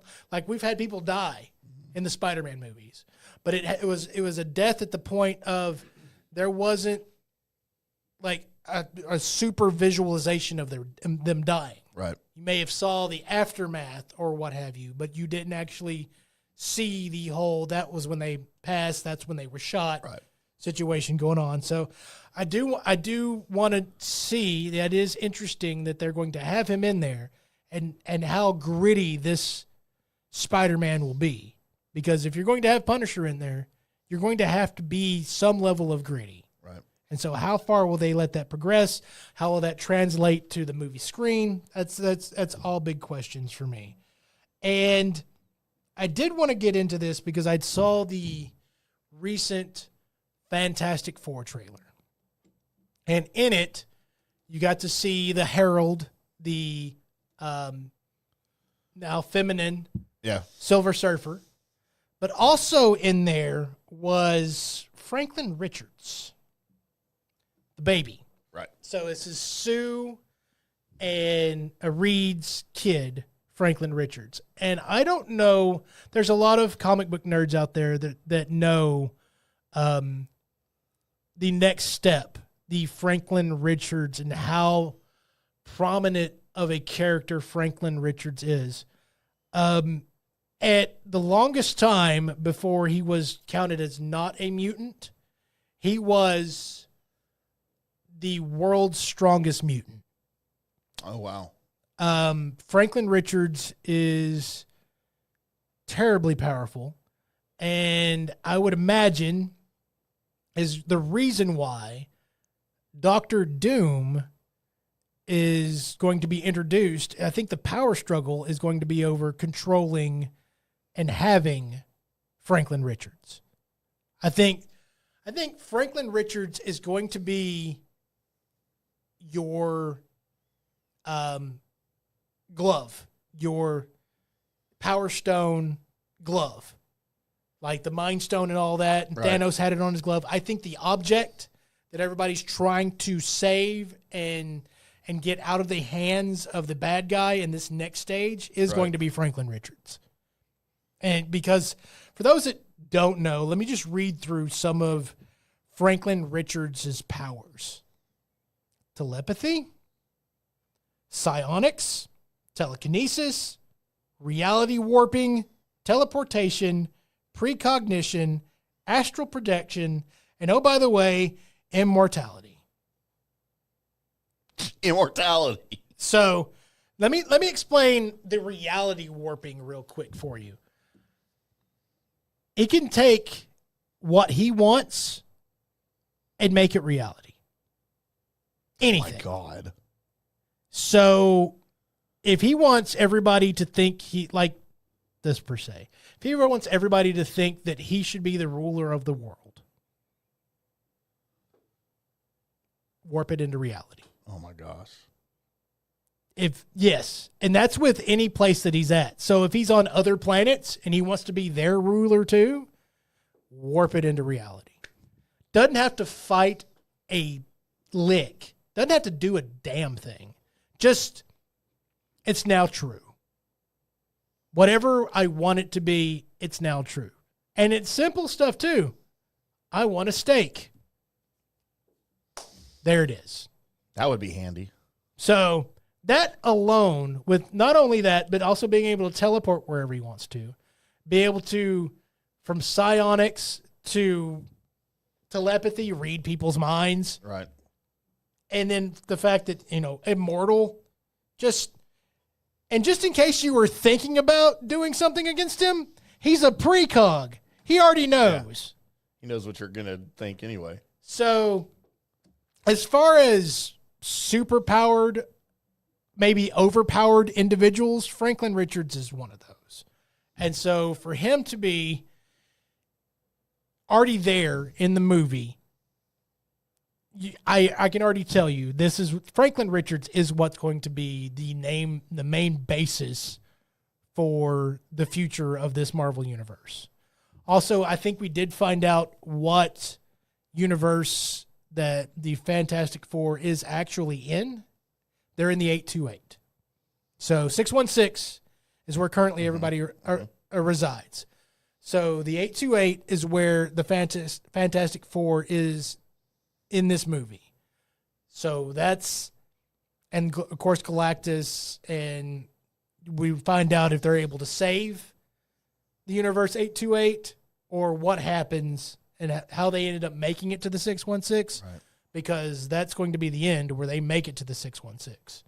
So, got a lot of things going on. There is, with this movie, and it should be good.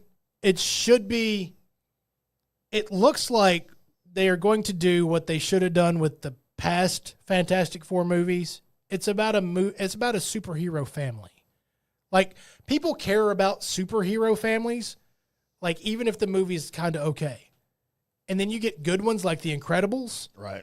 And it should have that grown-up feel of, like, the love between the members because they're all family. Right. And them fighting and really have a reason to cheer for them because everybody wants to cheer for family. So these are things that the Fantastic Four before should have had, but they failed at one thing. Both of them. Well, one never filmed outside of a studio. The one that starred Michael B. Jordan never left a particular studio, never went anywhere else. They just stayed in they filmed in one place for the whole entire movie. Right. And also made Dr. Doom look kind of like, it looked like My Precious from Lord of the Rings. It was awful. It was absolutely awful. The one before it was just, it was made before they actually cared about Marvel movies. Right. That's just what happened. Blade finally made everybody care about these movies. But before that, they were just like, we'll throw a summer happy movie together. Right.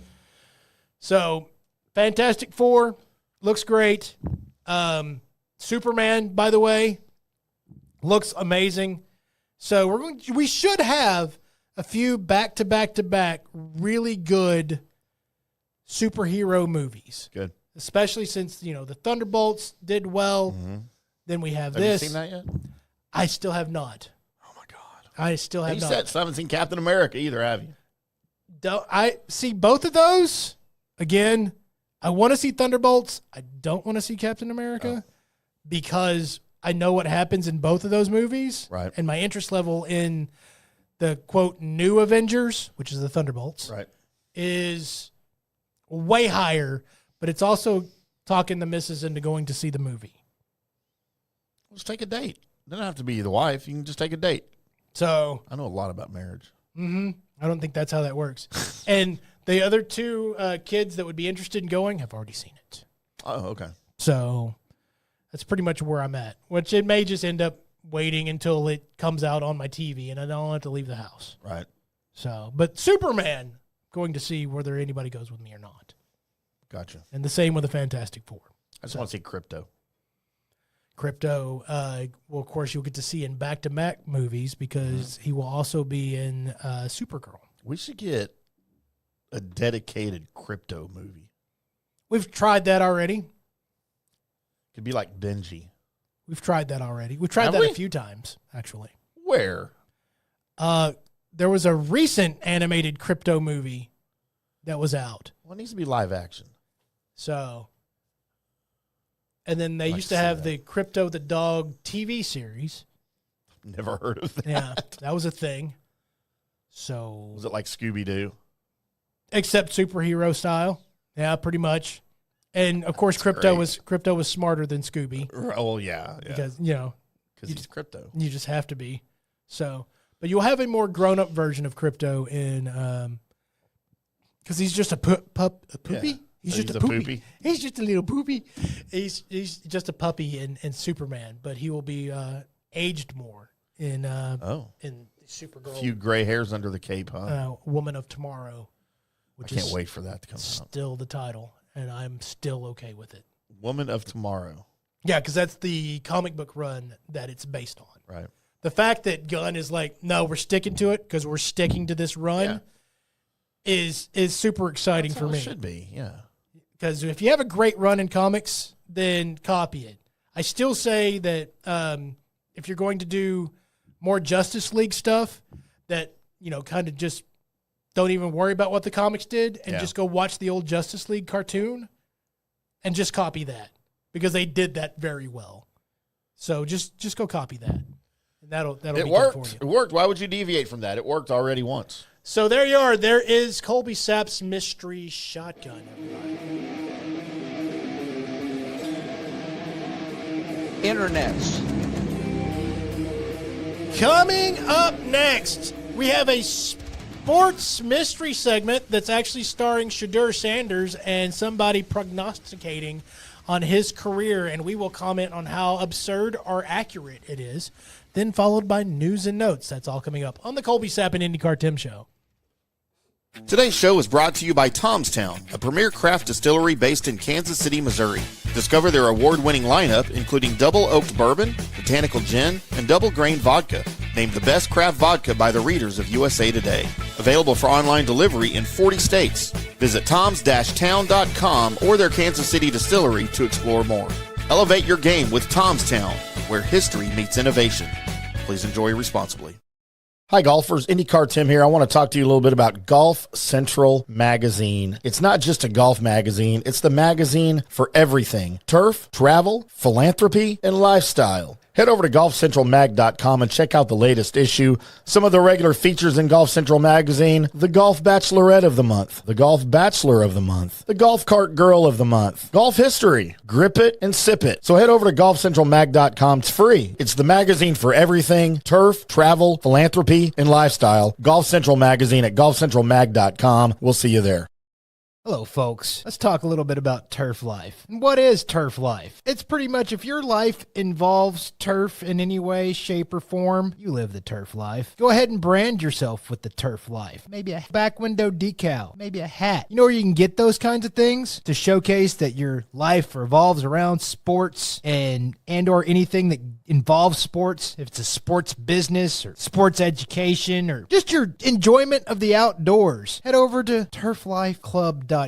Become a turf head. Join the club today. You can do that by going to that said website that I just told you to go to. You can snag your window decal like I was talking about, or any of your other turf life accessories. Show everybody that you live the turf life, and we'll see you there over there at that turflifeclub.com. JP here for the Jeeves Law Group and my man Scott Jeeves. If you're going to hire an attorney, do you want some guy looking for a quick settlement and a quick buck, or do you want an attorney with some chops?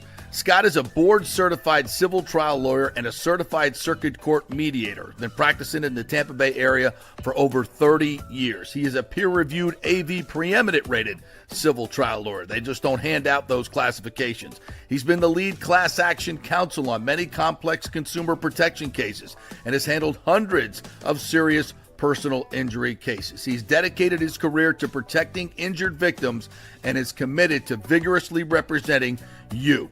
We're local, we're trusted, and we get results. Personal injury and personal attention. Call for a free case evaluation. That's 888-9-JEEVES. That's 888-9-JEEVES. The Jeeves Law Group. Orion Golf Management Solutions. Orion Management Solutions is tailored its service packages just like it tailors its approach to customers. Some owners need more supervision, while others need periodic assessment of their short-term and long-term strategies and programs. Orion can be called in to develop a business plan with the existing staff, or we can assist with the daily management of a facility or event. Either way, we make sure the client is satisfied and understands the direction the facility needs to go in order to achieve the owner's goals. Orion Management Solutions can help with owner assistance service solutions, daily course management, business plan development, monthly operations, or as-needed consulting services. Whatever your need, Orion Golf Management Solutions can help. Check out oriongolf.com. Let's go. Right now, back to the show on FanStream Sports. Welcome back to the Colby Sapp and IndyCar Tim show right here on FanStream Sports. I'm IndyCar Tim. That guy over there is Colby Sapp. We're live from the FanStream Sports studios in North Dallas. Got some rain showers popping up around us here, Colby. We do. Keep getting lightning notifications in my area. Wait. At first I thought it said areola. You have it set in case there's lightning. It gives you a notification about it. Yeah, it's for when I ride my motorcycle and I'm out and around. Like I want to know if there's lightning because then I'm going home, obviously, right wherever I'm at. So shocking. Yeah, I have a lightning. You know, and there's rain too, but especially if it's lightning, which usually rain accompanies. Mm-hmm. So it's weird if you started having lightning storms that had no rain with them. I mean, it's happened. Yeah, I know, but I just said it was weird. It would be weirder if I had lightning storms in my areolas. Man, that would be some intense lovemaking right there. Right. Or you may need to go to the doctor. Hey, baby, let me give you some lightning in your areolas. And she'd think I said lighting, and then we go off on that tangent. It would just be weird. It's weird when people talk during sex anyway. All right, stop doing it. Usually why I use the gag and the formaldehyde. And then usually that weird face mask you put on them. Yeah, they don't know. It's just they don't show them the pictures I take later. They don't know what's up. Colby, it is the NFL offseason, but there are lots of stories coming out of the draft, one of which was Colorado quarterback Shedeur Sanders. Why did you say that like the Inspector Clouseau? That's how it's spelled. Shedeur Sanders. Hamburger. I didn't. That was a great movie. I didn't name him. That's just how Dion spelled his name, so I'm going to say it like it's spelled. Shedeur Sanders. It's just Shedeur. Well, then why did you need the extra E? No, not everybody. Shedeur. Okay, first of all, let me explain something to you real quick, Tim. Here we go. The English language is not the greatest to look at as far as phonetically how things should sound as how they're spelled. It's never. It's hardly ever like that. It's dumb. And we have named stuff corruptedly stupid our whole entire existence. We have. So it's time for folks like you to just give the fuck up. Well, if someone tells me I'm saying it wrong, then I'll correct myself. They're saying it wrong. But you didn't. How do you know? Because I've heard announcers on the TV say it correctly. Oh, like they know what they're doing. Yes, they do. Oh, do they? Because you think that Get paid for that. You think that if they were saying his name wrong the whole time on national TV, that Dion wouldn't walk up there and go, "You're saying my boy's wrong." I mean, Dion was technically Dione. Yeah, Dione Sanders. It's Dion. Whatever. All right, Shedeur. Yeah. Like anyone's going to even know who I'm talking about now. They didn't know before. They know now. Shedeur Sanders, of course, fell all the way to the 5th round. And I was in with the great Gani Gerber when all this was going on in the draft. And we watched it from a Buffalo Wild Wings. Mm-hmm. And he just kept falling and falling. And I was like, oh, my God, please just don't let him get drafted. This would be the funniest thing ever if he just does not get drafted. But it didn't happen. The Browns ended up taking him in the 5th round. I don't remember the exact number, but it doesn't matter. But he is, of course, in Cleveland, who also drafted in the 3rd round Dylan Gabriel. Right. From Oregon. And they've got Joe Flacco in camp, or under contract, and they've got Kenny Pickett under contract. Has there ever been maybe a bigger disappointment recently than Kenny Pickett in Pittsburgh? Dan McGuire. That was Seattle. Yeah. Then maybe a little bit more ahead of that, Rick Meyer. Also Seattle. Mm-hmm. Yeah. Yeah, because the big thing back then was who's going to be better, Drew Bledsoe or Rick Meyer? Mm-hmm. That was the whole main panic. Jesus Christ. English is hard, Colby. Now you got me is. all worried about how I'm pronouncing things. Because you pronounce things wrong a lot. Peyton Manning. Oh, look, so they're talking about it too right now. Peyton Manning and Ryan Leaf in 1998. That was the whole thing about, who's going to be better. And I actually thought Ryan Leaf would be better. I also thought Rick Meyer was going to be a Hall of Famer. Oh. 0 for 2 on those. Yeah. However, I am pretty certain my call on Shedeur Sanders being a flop is going to be accurate.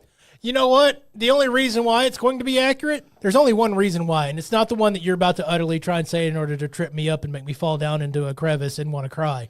It's not that at all. It's just the fact that he was drafted by the Browns.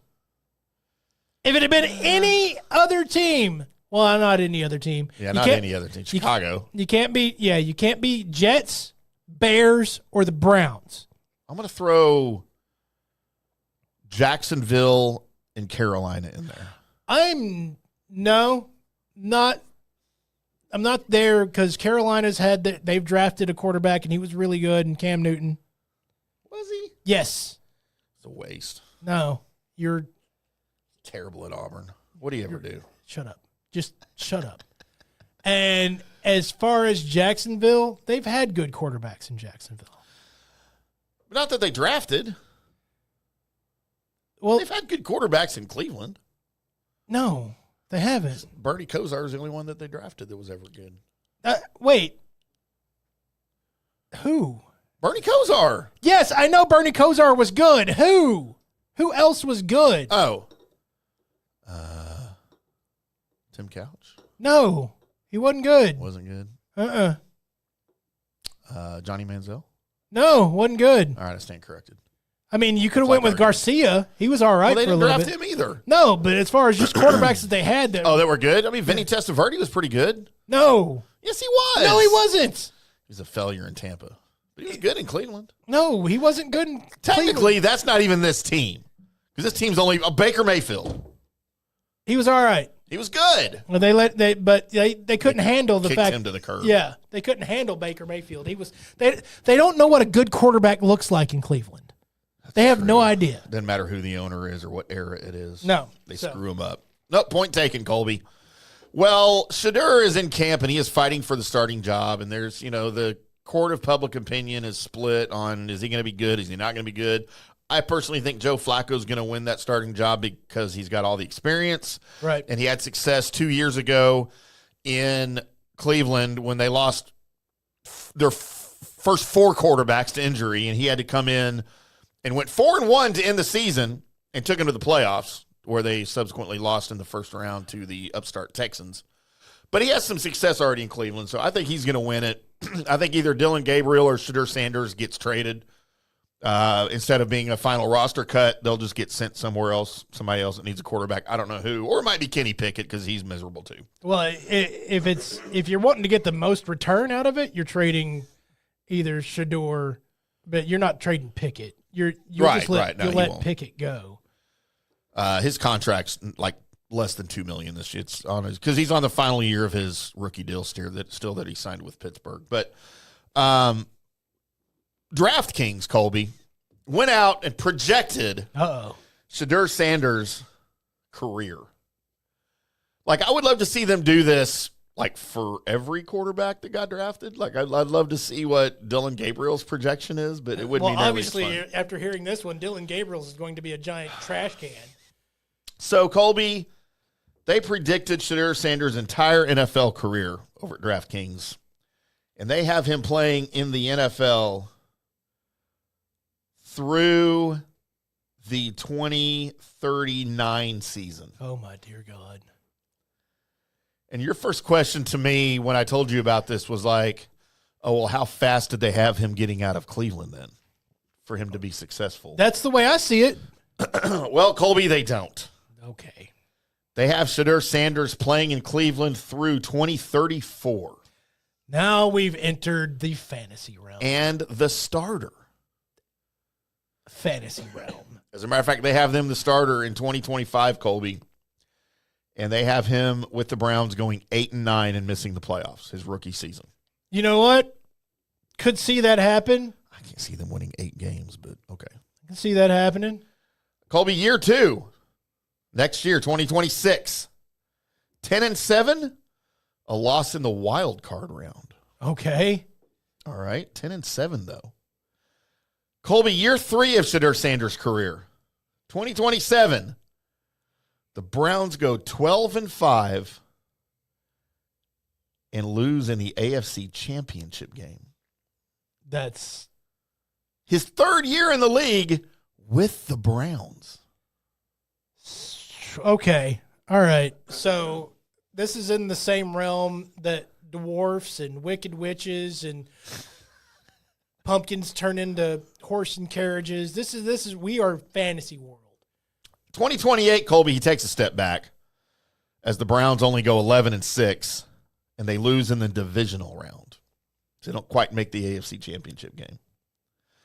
But in 2029, the Browns go 13-4 and lose in the AFC Championship game. Okay. So he's been in the league 5 years and he's made 2 AFC Championship games. Well, first of all, if this happens, this turns the whole hierarchy of the NFL on its head. Big time, because you're now at the point that you're winning the AFC North in all of those years, which means Pittsburgh and Ravens all suck. Right. Cincinnati sucks, right? Poor Joe Burrow's career must be over by now. He's done. Colby, in 2030, the Cleveland Browns repeat 13-4, and they win the Super Bowl. I just want everybody to pause right here. Because and I'll enjoy it because I love the antics. But how actual insufferable the Sanders family, Dion especially, is in that moment that his son takes the Cleveland Browns to and wins the Super Bowl. Can you imagine? That is... We'll never hear the end of it. That is not the icing on the cake. That is the ice cream that's sitting on top of the icing on the cake. That is dumbfounding.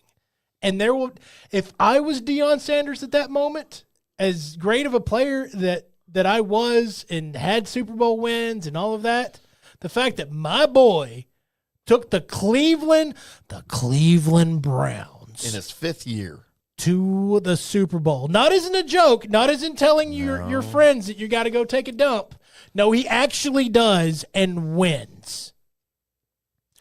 Colby, that ends up being his only Super Bowl win. Doesn't matter. Oh, no. Doesn't matter at all. 2031, the Browns go 12-5, and they lose in the AFC Championship game. They can't repeat. It doesn't matter. If he takes the Cleveland Browns and wins one Super Bowl, everybody in that area will immediately say, LeBron who? Oh, God, yes, for sure. 2032, they go 12-5, but they lose in the divisional round. All of it's good. So now we're starting to see the fall, Colby. 2033, the team goes 9-8 and they miss the playoffs. And everybody in Cleveland is still happy. Colby, in 2034, his last year in Cleveland, the Browns go 10-7 and lose in the wild card round. And they're done with Shedeur in Cleveland. This is absolute. 10 years in Cleveland, a Super Bowl, 3 additional AFC championship games in 10 seasons.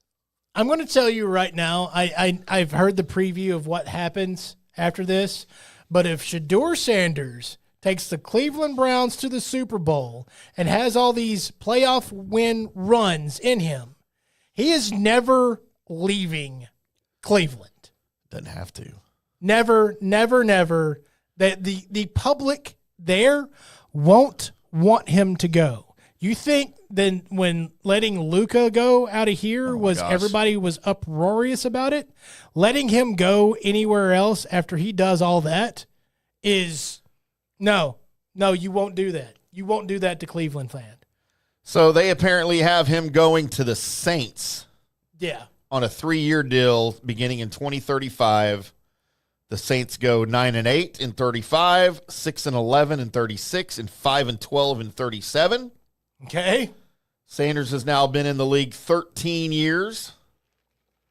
He then signs a 2-year deal with the Raiders. He goes 8-9 in 2038, 6-11 in 2039, and then Colby, the Hall of Fame career of Shedeur Sanders comes to a close as they have him winning the 2030 Super Bowl champion. He is also the league MVP in 2030. And they have him winning 7 Pro Bowls. Going to 7 Pro Bowls. And Colby, in 2046, Shedeur Sanders is elected to the Pro Football Hall of Fame. That's insane. His career stats, 62,804 yards. That would place him right now 8th place all time. 454 touchdowns. That would place him in 6th place all time. A 68.7% completion percentage. 1st place all time. And 144 career wins, 9th most all time. All of this is possible, but I'm going to go ahead and say it. It's all possible if he gets traded early to a different team. So I'm guessing him and Daniel Jones are battling it out in Super Bowls every year. If that's the case. No, it's not. Daniel Jones is not in any future Hall of Famer prognostication. He'll get there. He'll get there. By the way, the reason never mind. I'm not going to go there.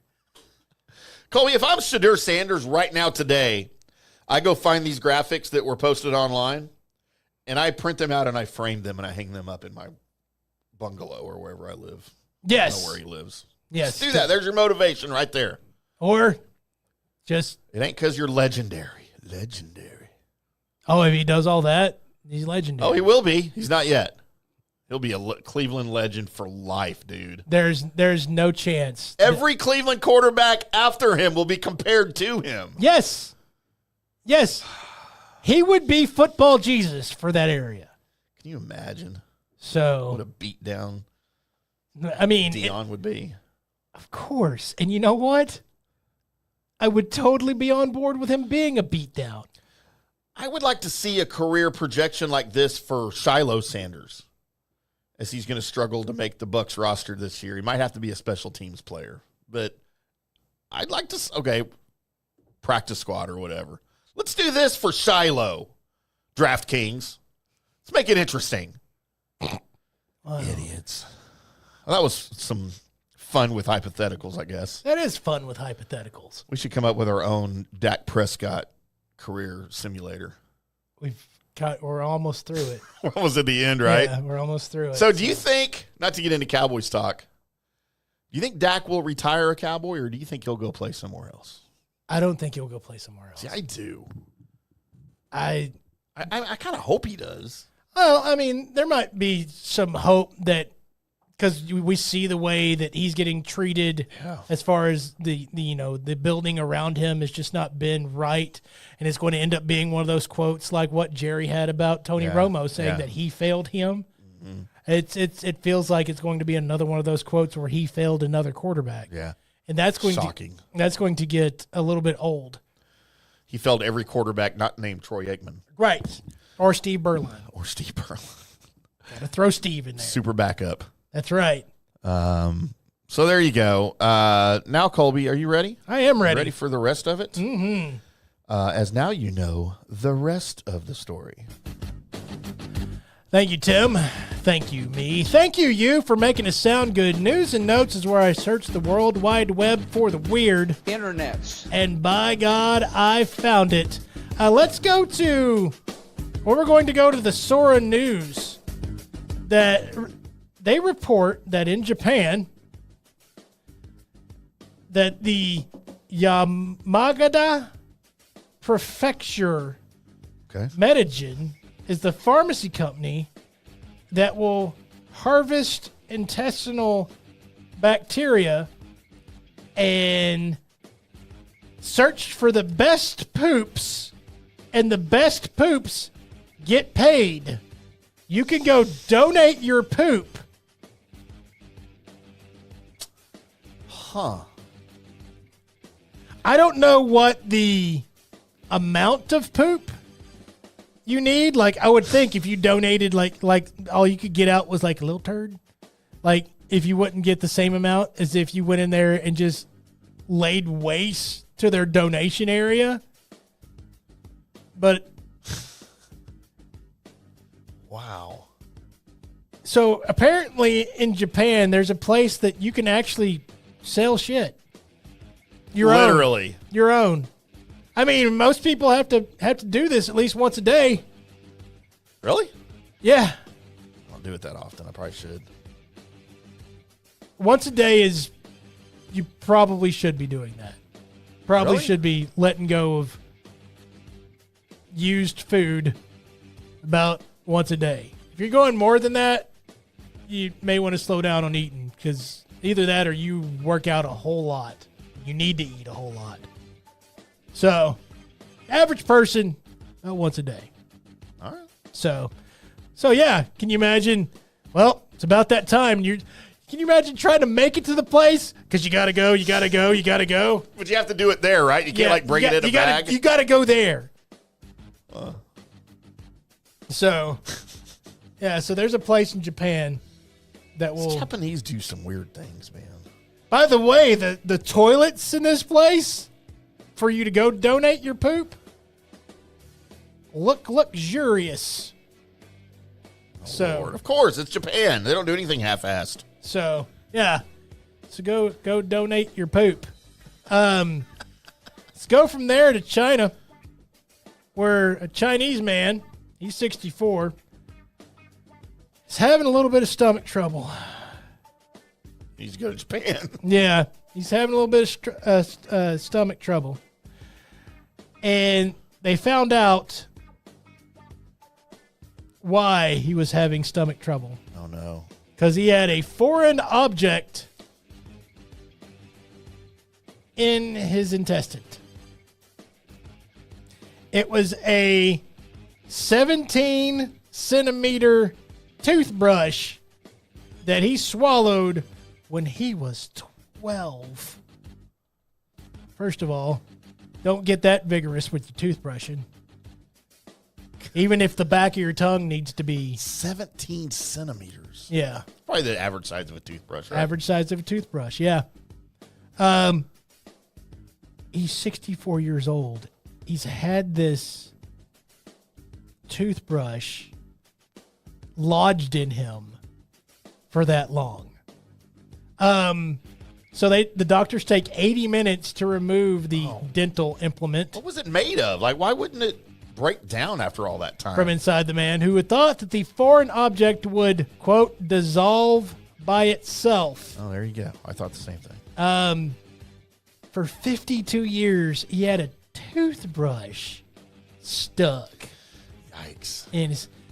You know what? I think I would have notified somebody as soon as I swallowed the toothbrush at age 12. They didn't have medicine back then. I'd have been like, hey, guys, so weird thing.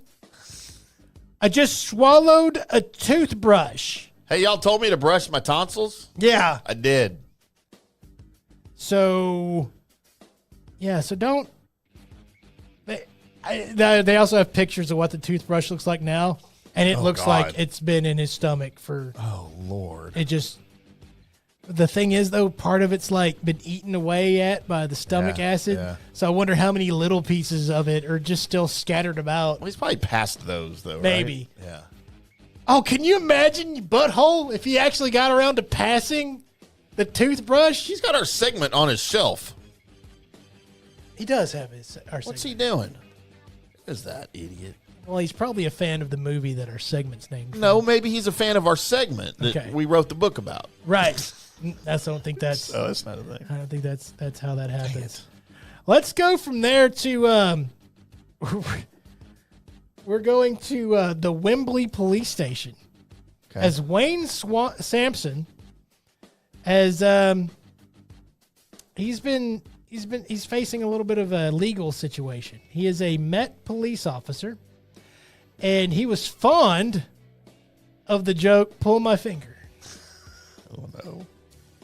So he asked one of his fellow colleagues if she would pull his finger, to which she declined.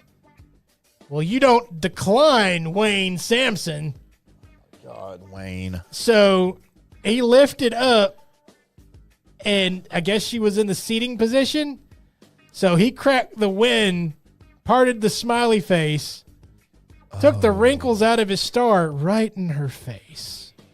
Yikes. So she, first of all, probably immediately started wiping the fart off of her face. You hope. And then after that, went straight to HR, which is now, well... Imagine old Wayne's about to get fired. He's about to say, as they would say across the pond, he could face the sack. So, because you don't get fired over there, you get sacked. You get sacked. Yes. So. A lot like Dak Prescott.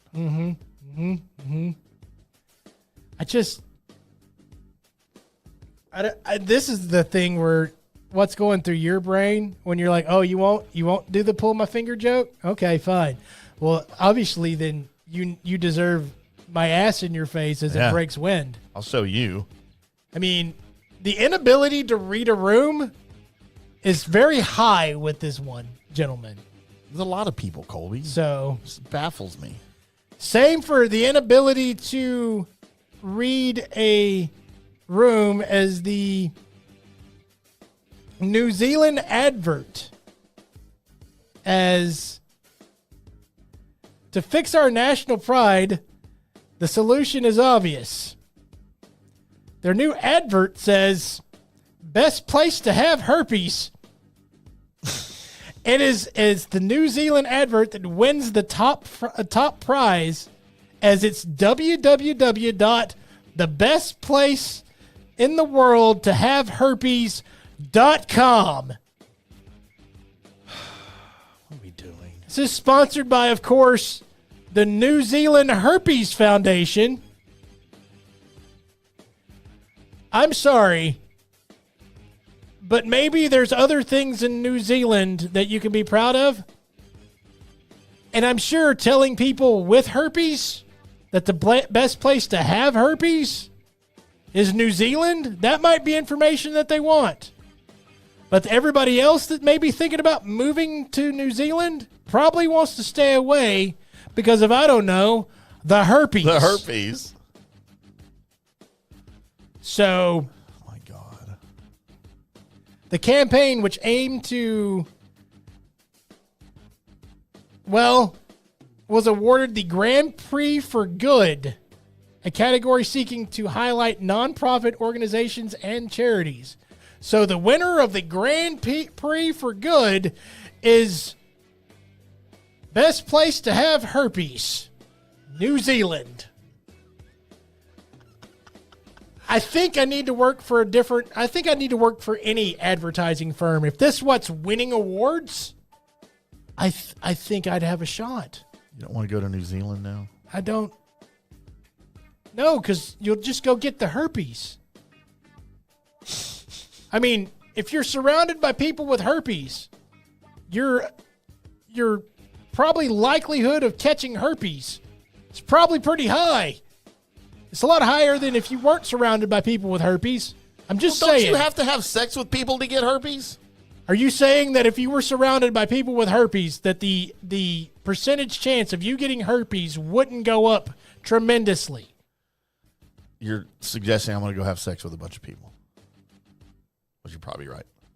I'm just saying percentage chance. Like if you weren't surrounded by people with herpes, your percentage chance would be at one level. Right. And if you were surrounded by people with herpes, significantly rising the percentage that you get herpes. No, you're right. You're right. I guess I'll keep it in my pants. So there you go. Now, I'm pretty sure you'd end up with herpes. Because I know they've got bars in New Zealand. They do. So, yeah. They got Foster's. I thought that was Australian for being. I'm sure they have it there, too. They're neighbors, right? I mean, what's the difference? They're the same. They talk the same. They're weird. I think they're, Australia, it's a whole different continent. Well, but New Zealand's an island out there next to it. Yeah, but it's not a continent. They talk the same. I mean, Good day, mate. there's a little difference. New Zealanders. They're all idiots with herpes, apparently, now. Everybody, it's going to scare me if somebody says they're from New Zealand now. Not scare me, just like ward me off if I was thinking about possibly doing the inclined hokey pokey with. Come, you want to know what herpes looks like? Because that's what the internet told me. Stop spreading that. She did not have the herpes. We don't know that. We don't know that she did have the herpes. We don't know that she didn't. Or doesn't. She might have it right now. I haven't used that in a long time. So there you are. There's news and notes, everybody. Oh, boy. Happy, joy, Colby. Mm-hmm. Happy. That is the Colby Sapp and IndyCar Tim show for today. Thank you for everybody for popping in here. And don't forget, you can always reach us 24/7, even when we're off the air, on the FanStream Sports Studio text line 214-937-0569. We will be back next Wednesday with another Colby Sapp and IndyCar Tim show. Until then, boys and girls, we'll see ya.